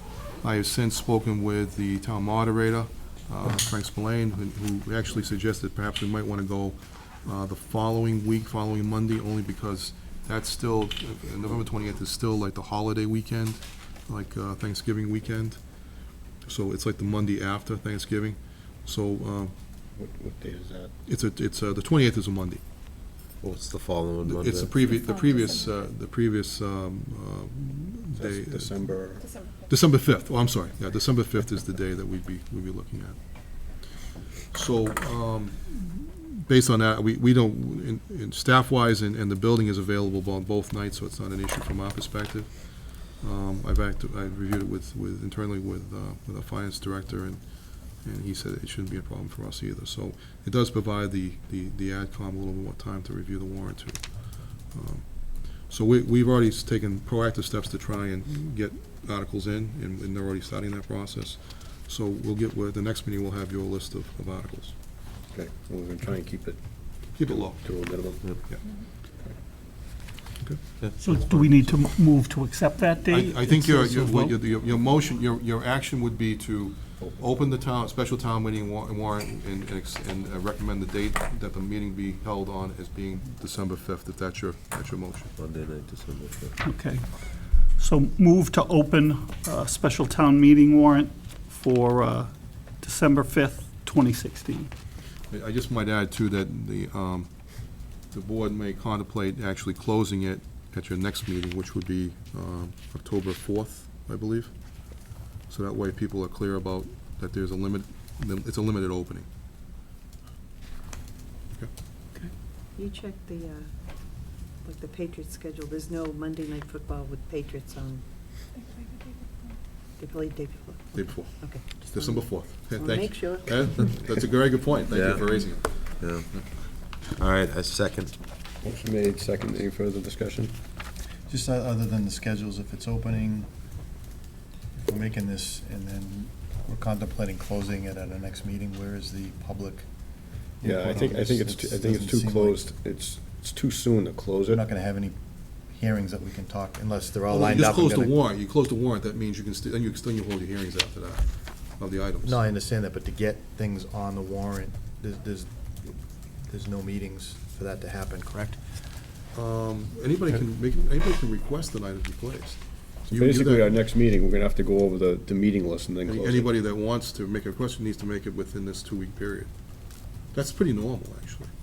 Unless you've seen it done differently, that's the way I've always been used to seeing it done. Opening it and closing it Opening and within 2 closing, weeks? yeah. And I don't think we've ever done that. For a I- special?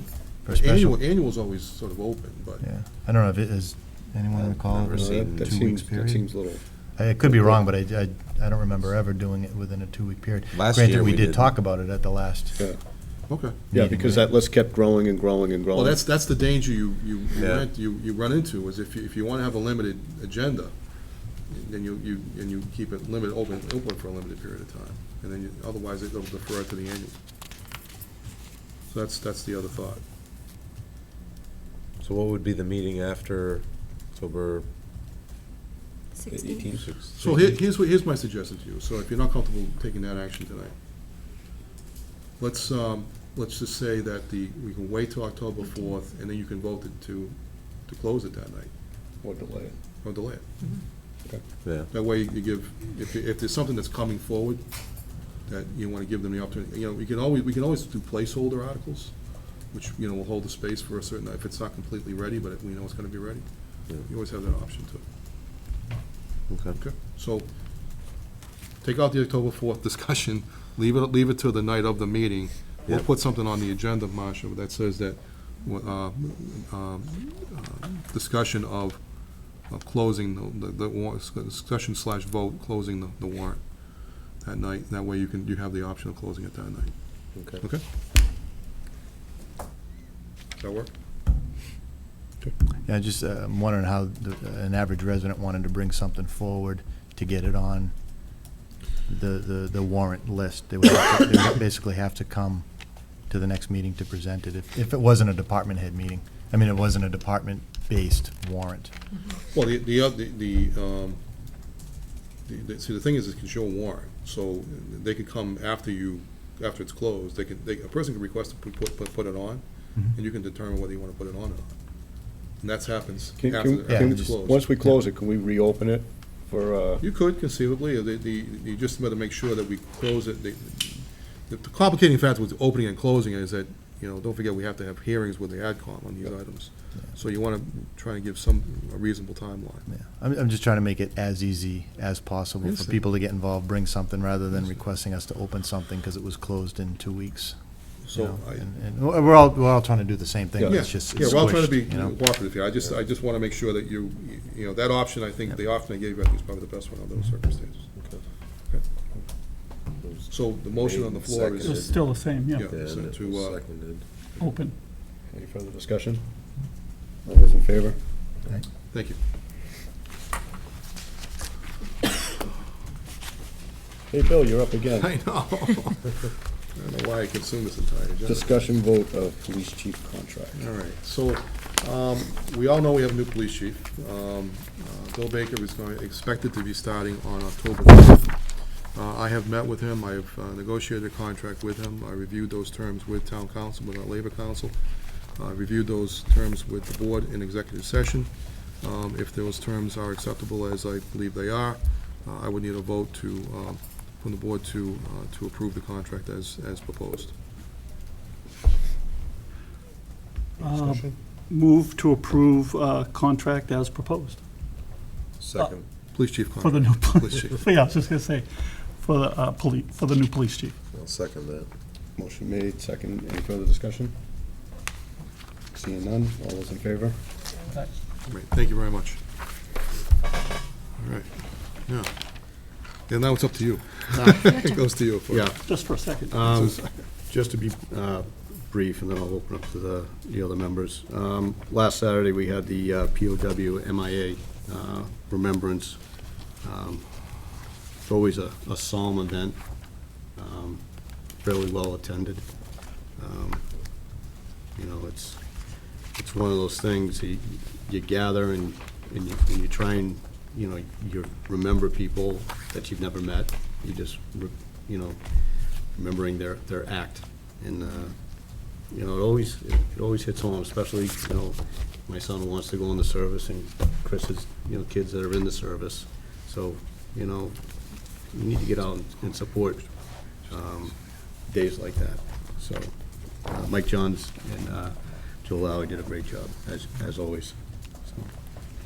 It's good to see that continuing. That was actually my youngest son's Eagle project to start that 4 or 5 years ago, and it's nice now that he's moved on to see that it's continuing. You had a groundbreaking? You had a groundbreaking last week? We did, yeah. We had a groundbreaking last Tuesday for the Lane property. So that is well under construction right now. We got it cleared, and a lot of volunteers stepping forward to do some things. So good, a lot of good things to come. Good. I just want to, we haven't had a meeting since the McGinty Family Fun Day on the Common a couple of weeks ago. So I want to thank everybody for supporting that. We had record numbers. It was a huge turnout. And then I just want to publicly thank the J.C.'s for their candlelight vigil the following night on September 11th on the Common. And then one last thing with Warren being here, it reminded me, I saw a letter that he wrote thanking the Kraft family, so I want to publicly thank them for donating the Row of Honor to any Foxborough veteran for all the concerts this year. It was very nice of them taking care of our Foxborough veterans. Yep. Good. Anybody else? Okay. Hey, Bill, you're up again.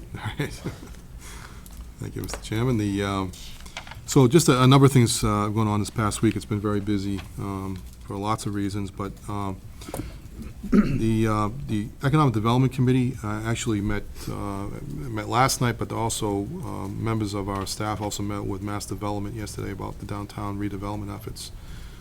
Last night we met with Chris Steele, who is somewhat of an expert in relocation, in forming and creating redevelopment deals, and really was in to advise the entire committee, which was really well attended, by the way, and I really appreciate them all coming out last night to hear Chris. And Chris is just, he was tremendous, I thought. He was really, really helpful to all of us, and he's did it pro bono.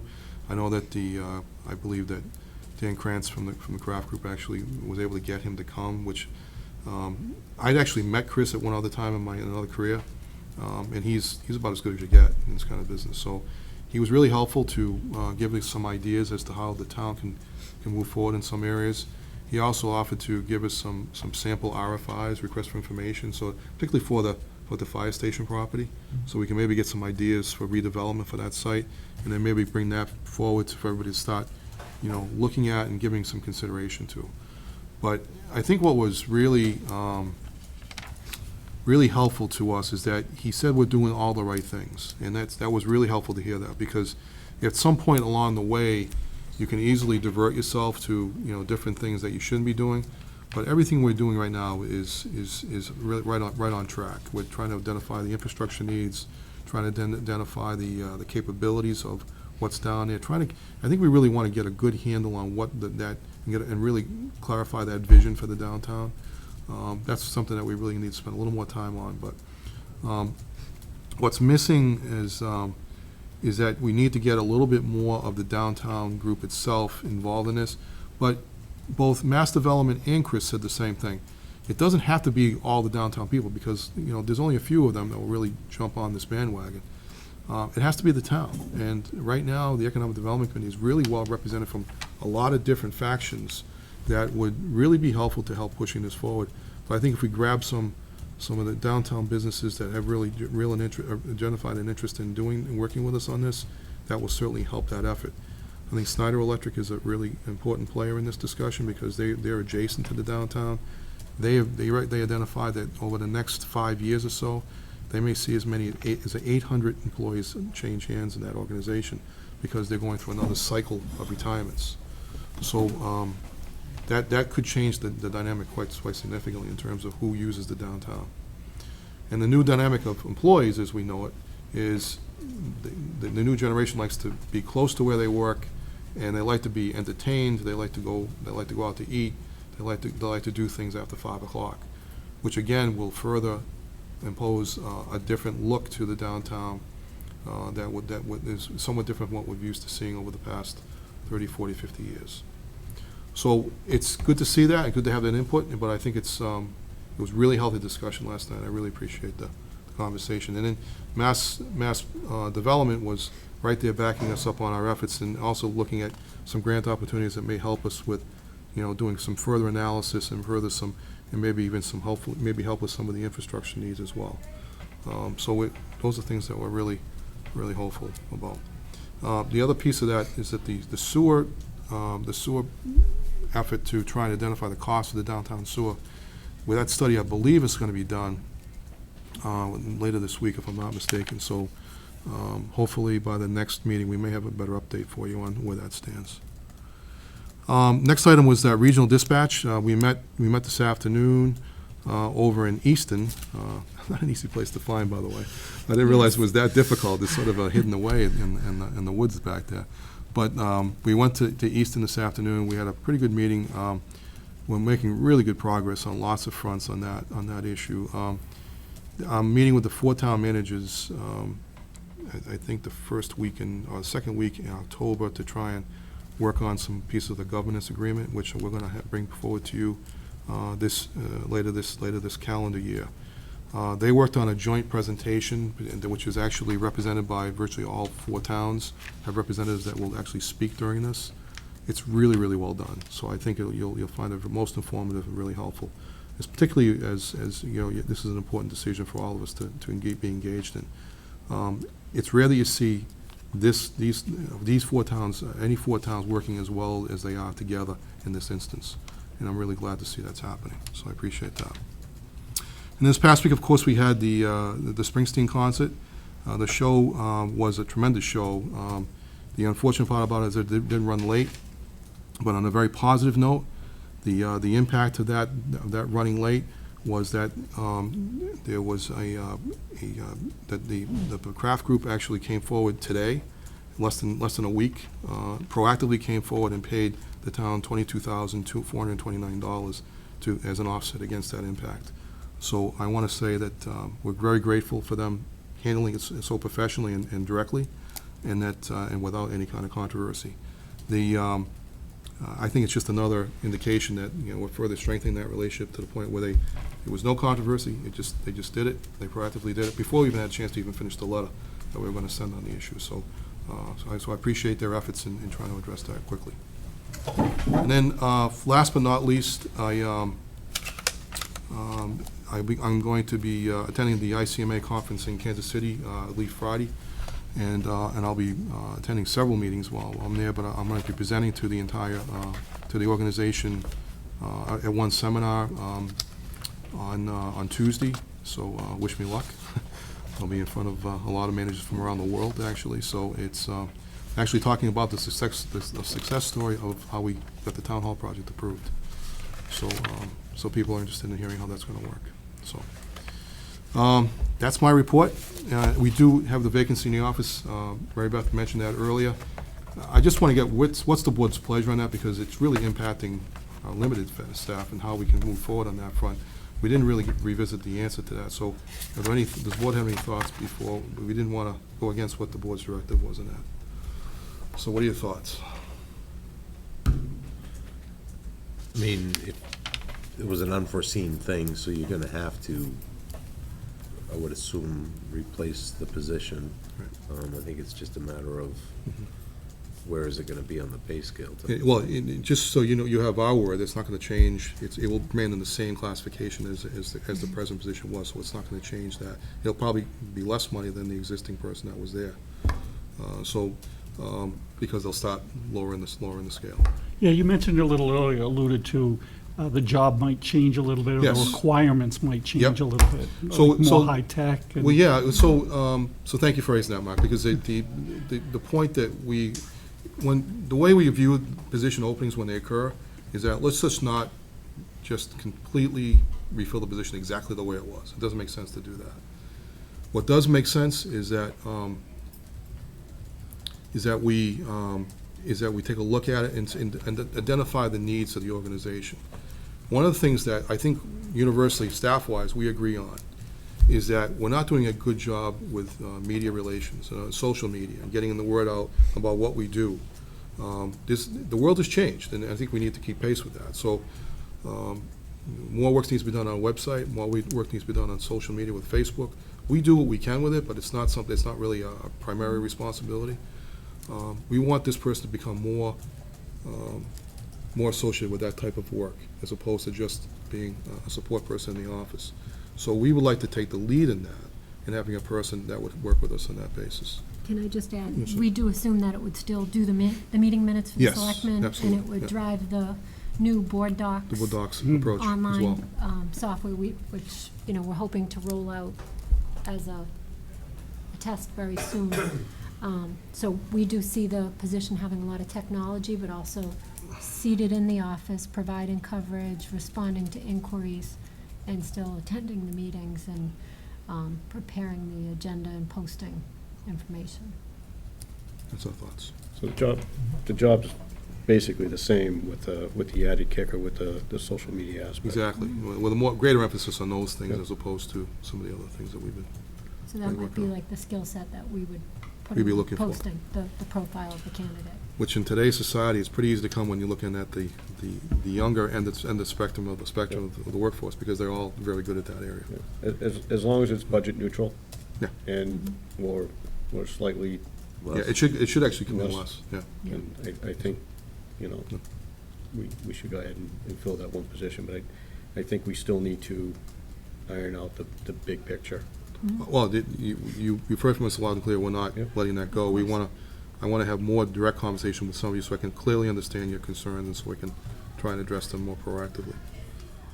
Right. Do we need a motion on that? Did we move to freeze last meeting? Did you actually take a motion, or you just gave us an indication that's what we wanted to do?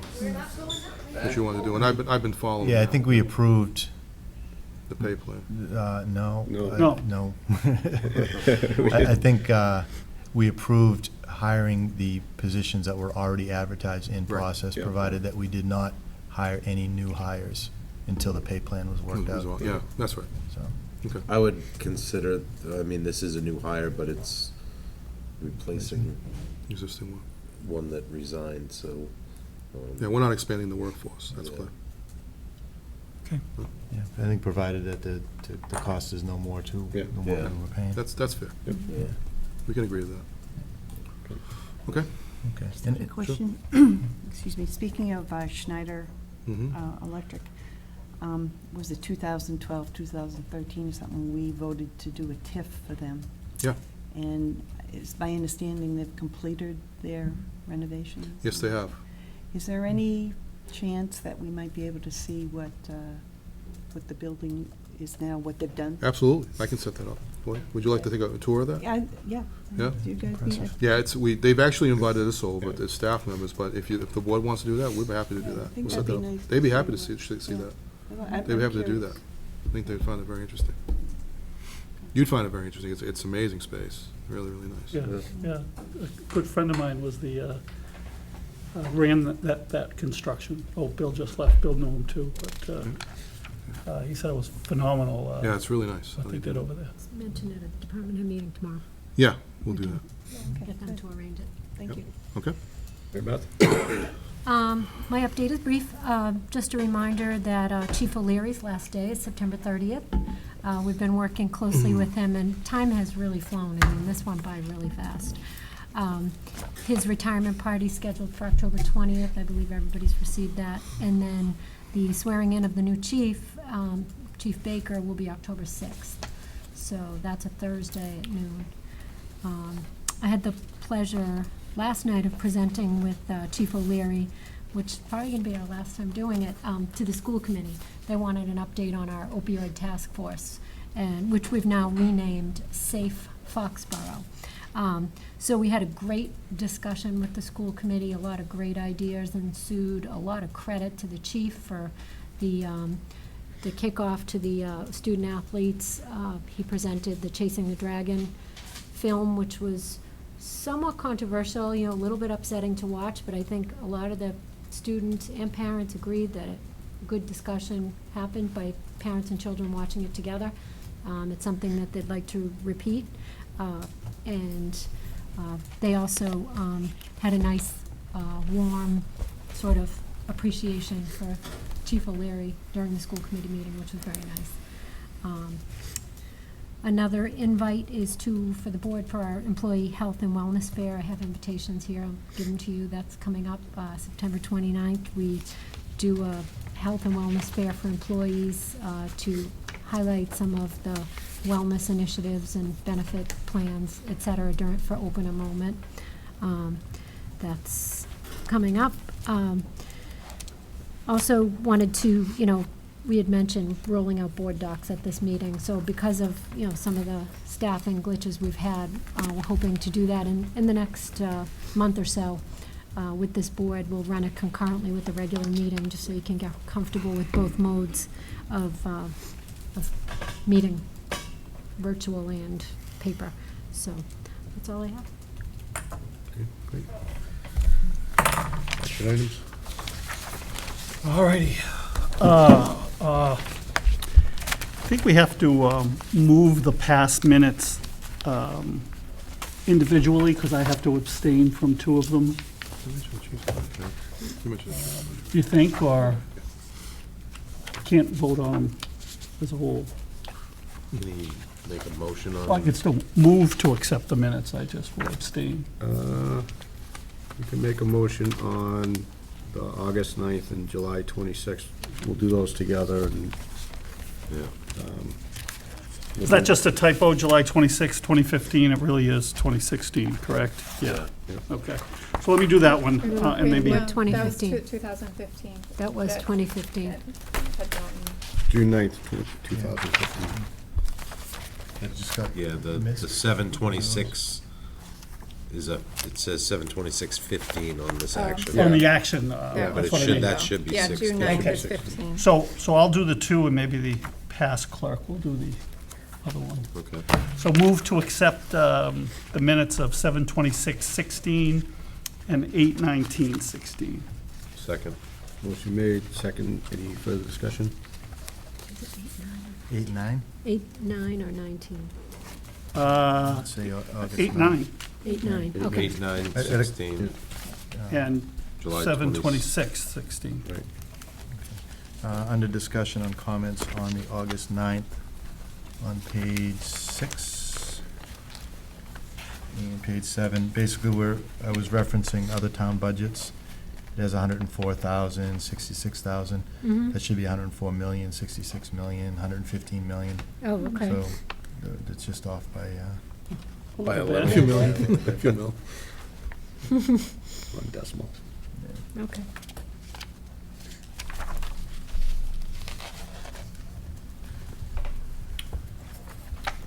Further discussion? Seeing none, all those in favor? Aye. Mr. Chairman, just, there were two items which I neglected to mention in my report, which I had on different sheets, but I wanted to just make mention of this, that this coming Thursday night will be a Thursday night football game, Thursday night with the Patriots, and it's interesting to note that there is actually going to be a training video that's being prepared, and 12 of our local high school football players will be filmed prior to that game, and for a training film that will be used, that is being filmed that will be then distributed later on, but they're actually going to be filmed prior to this game. So I just want to make mention of that, so I thought it was actually a pretty neat opportunity for some 12 of our local kids and coaches as well. Filmed at the stadium? At the stadium, well, prior to the game, so. And then, the other thing too is that we received notification that the cable license will be expiring in October of 2019. So and the statute requires that notification be given by Department of Telecommunications and Cable to cities and towns when their license is expiring. It's actually 3 years prior to when the expiration date occurs, so you can actually start the process. So I'm unfamiliar with how that process has worked here in Foxborough, so I'm looking to you for a little bit of guidance on this. I know Jenny and Jim, particularly, you've had experience in this in the past. You know, who you want to talk to is contact Bill Greeter, because he Bill was Greeter. on he was on that committee. Okay. He's probably, I know Well- Mal Beaverstock was on it, but I don't know where Mal is at this point. I'll reach out to Randy as well, because I think, and Yeah, also, yeah. it would be Mike at the cable? Yeah, Mike Yeah. Weber. Mike Weber? Okay. Yeah. Okay, all right, I'll reach out to those folks. Okay, thanks. Yeah, definitely bring Bill Greeter back in. He's got nothing else to do. He's probably watching us right now. He's cursing you right now, Jim. I know that. All right, Jenny so said back it. to action items. Sorry. I make a motion that we approve the Board of Selectmen meeting minutes for June 9th, 2015, as written. I'll second. Any further discussion? Seeing none, all those in favor? One abstain. Come out of the bullpen for you. That's it. All right, move to accept a gift donation in the amount of $100 to the Veteran Services in memory of Nancy Paquin from John and Ellen Harrington. Second. Motion made, second. Any discussion? Seeing none, all those in favor? Move to accept a gift donation in the amount of $25 to Animal Control in memory of Shirley Bliss Emery from Gail and Carney Gilbert. Second. Motion made, second. Any further discussion? Seeing none, all those in favor? Move to accept a gift donation in the amount of $200 for programs in the Council of Aging, $150 from Friends of Foxborough Seniors, and $50 from Mr. and Mrs. David Lowe in memory of Louise McGrath. Second. Motion made, second. Any further discussion? Seeing none, all those in favor? Move to accept a gift donation in the amount of $55 to the Council of Aging in memory of Shirley Emery and Louise McGrath from Jocelyn Tripp and Sherry Ertling. Second. Motion made, second. Any further discussion? Seeing none, all those in favor? Move to accept a gift donation in the amount of $50 to Animal Control in memory of Shirley Bliss Emery from Robert and Barbara Feely. Second. Motion made, second. Any further discussion? Seeing none, all those in favor? Move to accept a gift donation in the amount of $25 to the Boyden Library in memory of Dr. Elizabeth Forden from Linda D. Rose. Second. Motion made, second. Any further discussion? Seeing none, all those in favor? Move to accept a gift donation in the amount of $50 to Animal, oh, I did that one, sorry, didn't check that off yet. Move to accept a gift donation in the amount of $25 to the Council of Aging for programs from Mr. and Mrs. James Oliver. Second. Motion made, second. Any further discussion? Seeing none, all those in favor? Move to accept a street There were naming. two animal control. Wyman Village, 8 Community Way as Carey Lane. Second. Motion made, second. Any further discussion? Seeing none, all those in favor? So, Approve. Hold on. Did we get both animal control? I think number 8 was missed, I believe. Yeah, it looks the same because they're both $50. And they're both in memory. Okay, so I didn't skip it. Yeah. Right. It just looked the same. Okay, so I'll go back to number 8, I'm sorry. Move to accept a gift donation in the amount of $50 to Animal Control in memory of Shirley Bliss Emery from Ellen Black. Second. Motion made, second. Any discussion? All those in favor? Move to approve an annual nonprofit cycling event, Rodman Ride for Kids, on Saturday, September 24th, 2016, from 6 a.m. to 4 p.m. Second. Motion made, second. Any further discussion? Seeing none? Under discussion, I would like to publicly thank Don for those books. I started reading ours that he gave us on the plane ride down to Texas last week. Fascinating. So, thank you, Don. Any further discussion? Seeing none? All those in favor? Move to approve the 22nd Annual Old Fashioned Road Race, a 10-miler and a 5K, on Sunday, February 19th, 2017, from 9:30 a.m. to 1:30 p.m. Second. Motion made, second. Any further discussion? Seeing none? All those in favor? Aye.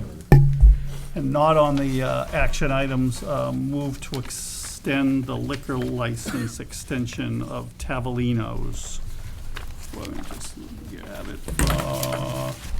For Sunday, October 2nd, 2016, Sunday, October 16th, 2016, and Sunday, December 4th, 2016. Second. Under discussion, that's for our early opening. Early opening, 11 a.m. Motion made, seconded. Do we have to amend that? And just under discussion, I mean, it's not our issue, but if we could do a better, or somebody could do a better job. We had a special meeting that we had to Yeah. attend on our day on Friday, plus this, and they're not newcomers to it, so we know there's gonna be Sunday games, we Yeah. know people are gonna ask, and they Well, get it in early. We actually were writing letters to all those people who came in late and said, you know, okay, you get a free pass this time, but don't do it again. And we should send out a blanket letter to all license holders. Yep. Saying, Yeah, the season starts yep, September. come Get in. your requests in come in early, April. get your requests in August. It's, I mean, the fact, you guys are busy, we're busy, we had a Yeah. meet on a Yep. Friday morning for this, it was. Exactly. just So I on- appreciate you all doing that, but you're right, you're absolutely right. So motion made, seconded. All those in favor? And before we exit, Bera? Yep. I remember, I put a note on my thing to ask you. David, you're so considerate. Because I always forget. All right, Baradu now, Foxborough reporter. I'll make this quick. So, flipped it from the last page. How much is the police chief's annual salary in the contract? $170,000. $170,000. Excellent. And how long is the contract for? It is for 3 years and 6 months, roughly. 3 years. Actually, a little bit more than that, because it starts October 3rd. So it's the remainder of this fiscal year and 3 more after that. 3 years. 3 years plus. Remainder of this fiscal year. Remainder of fiscal. I can't give you, once he signs it, then you Yeah, can have a copy of it. Definitely, but it's very, I just need to know the time, Sure. the money for tomorrow.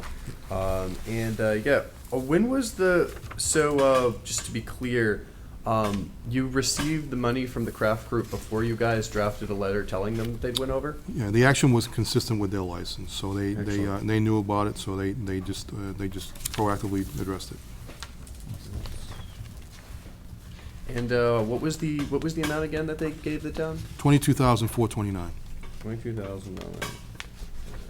And that would be the same amount that they would have to pay if the town had chosen to fine them? Yes, that's right. Yes, So, that's right. Same amount, they just chose to hand it over Yeah. on their They just, on their own. they did it voluntarily without Excellent. any And- request. And when were you guys informed that the money would be received? This morning. This morning? Yeah, I received this morning. Received this morning. So you discovered that this morning? Yes. Perfect. All right, and I think that's about it. Why don't we all go home? Okay. You heard Bera. Move to close the meeting. Second. All those in favor? All right. Good night, everybody.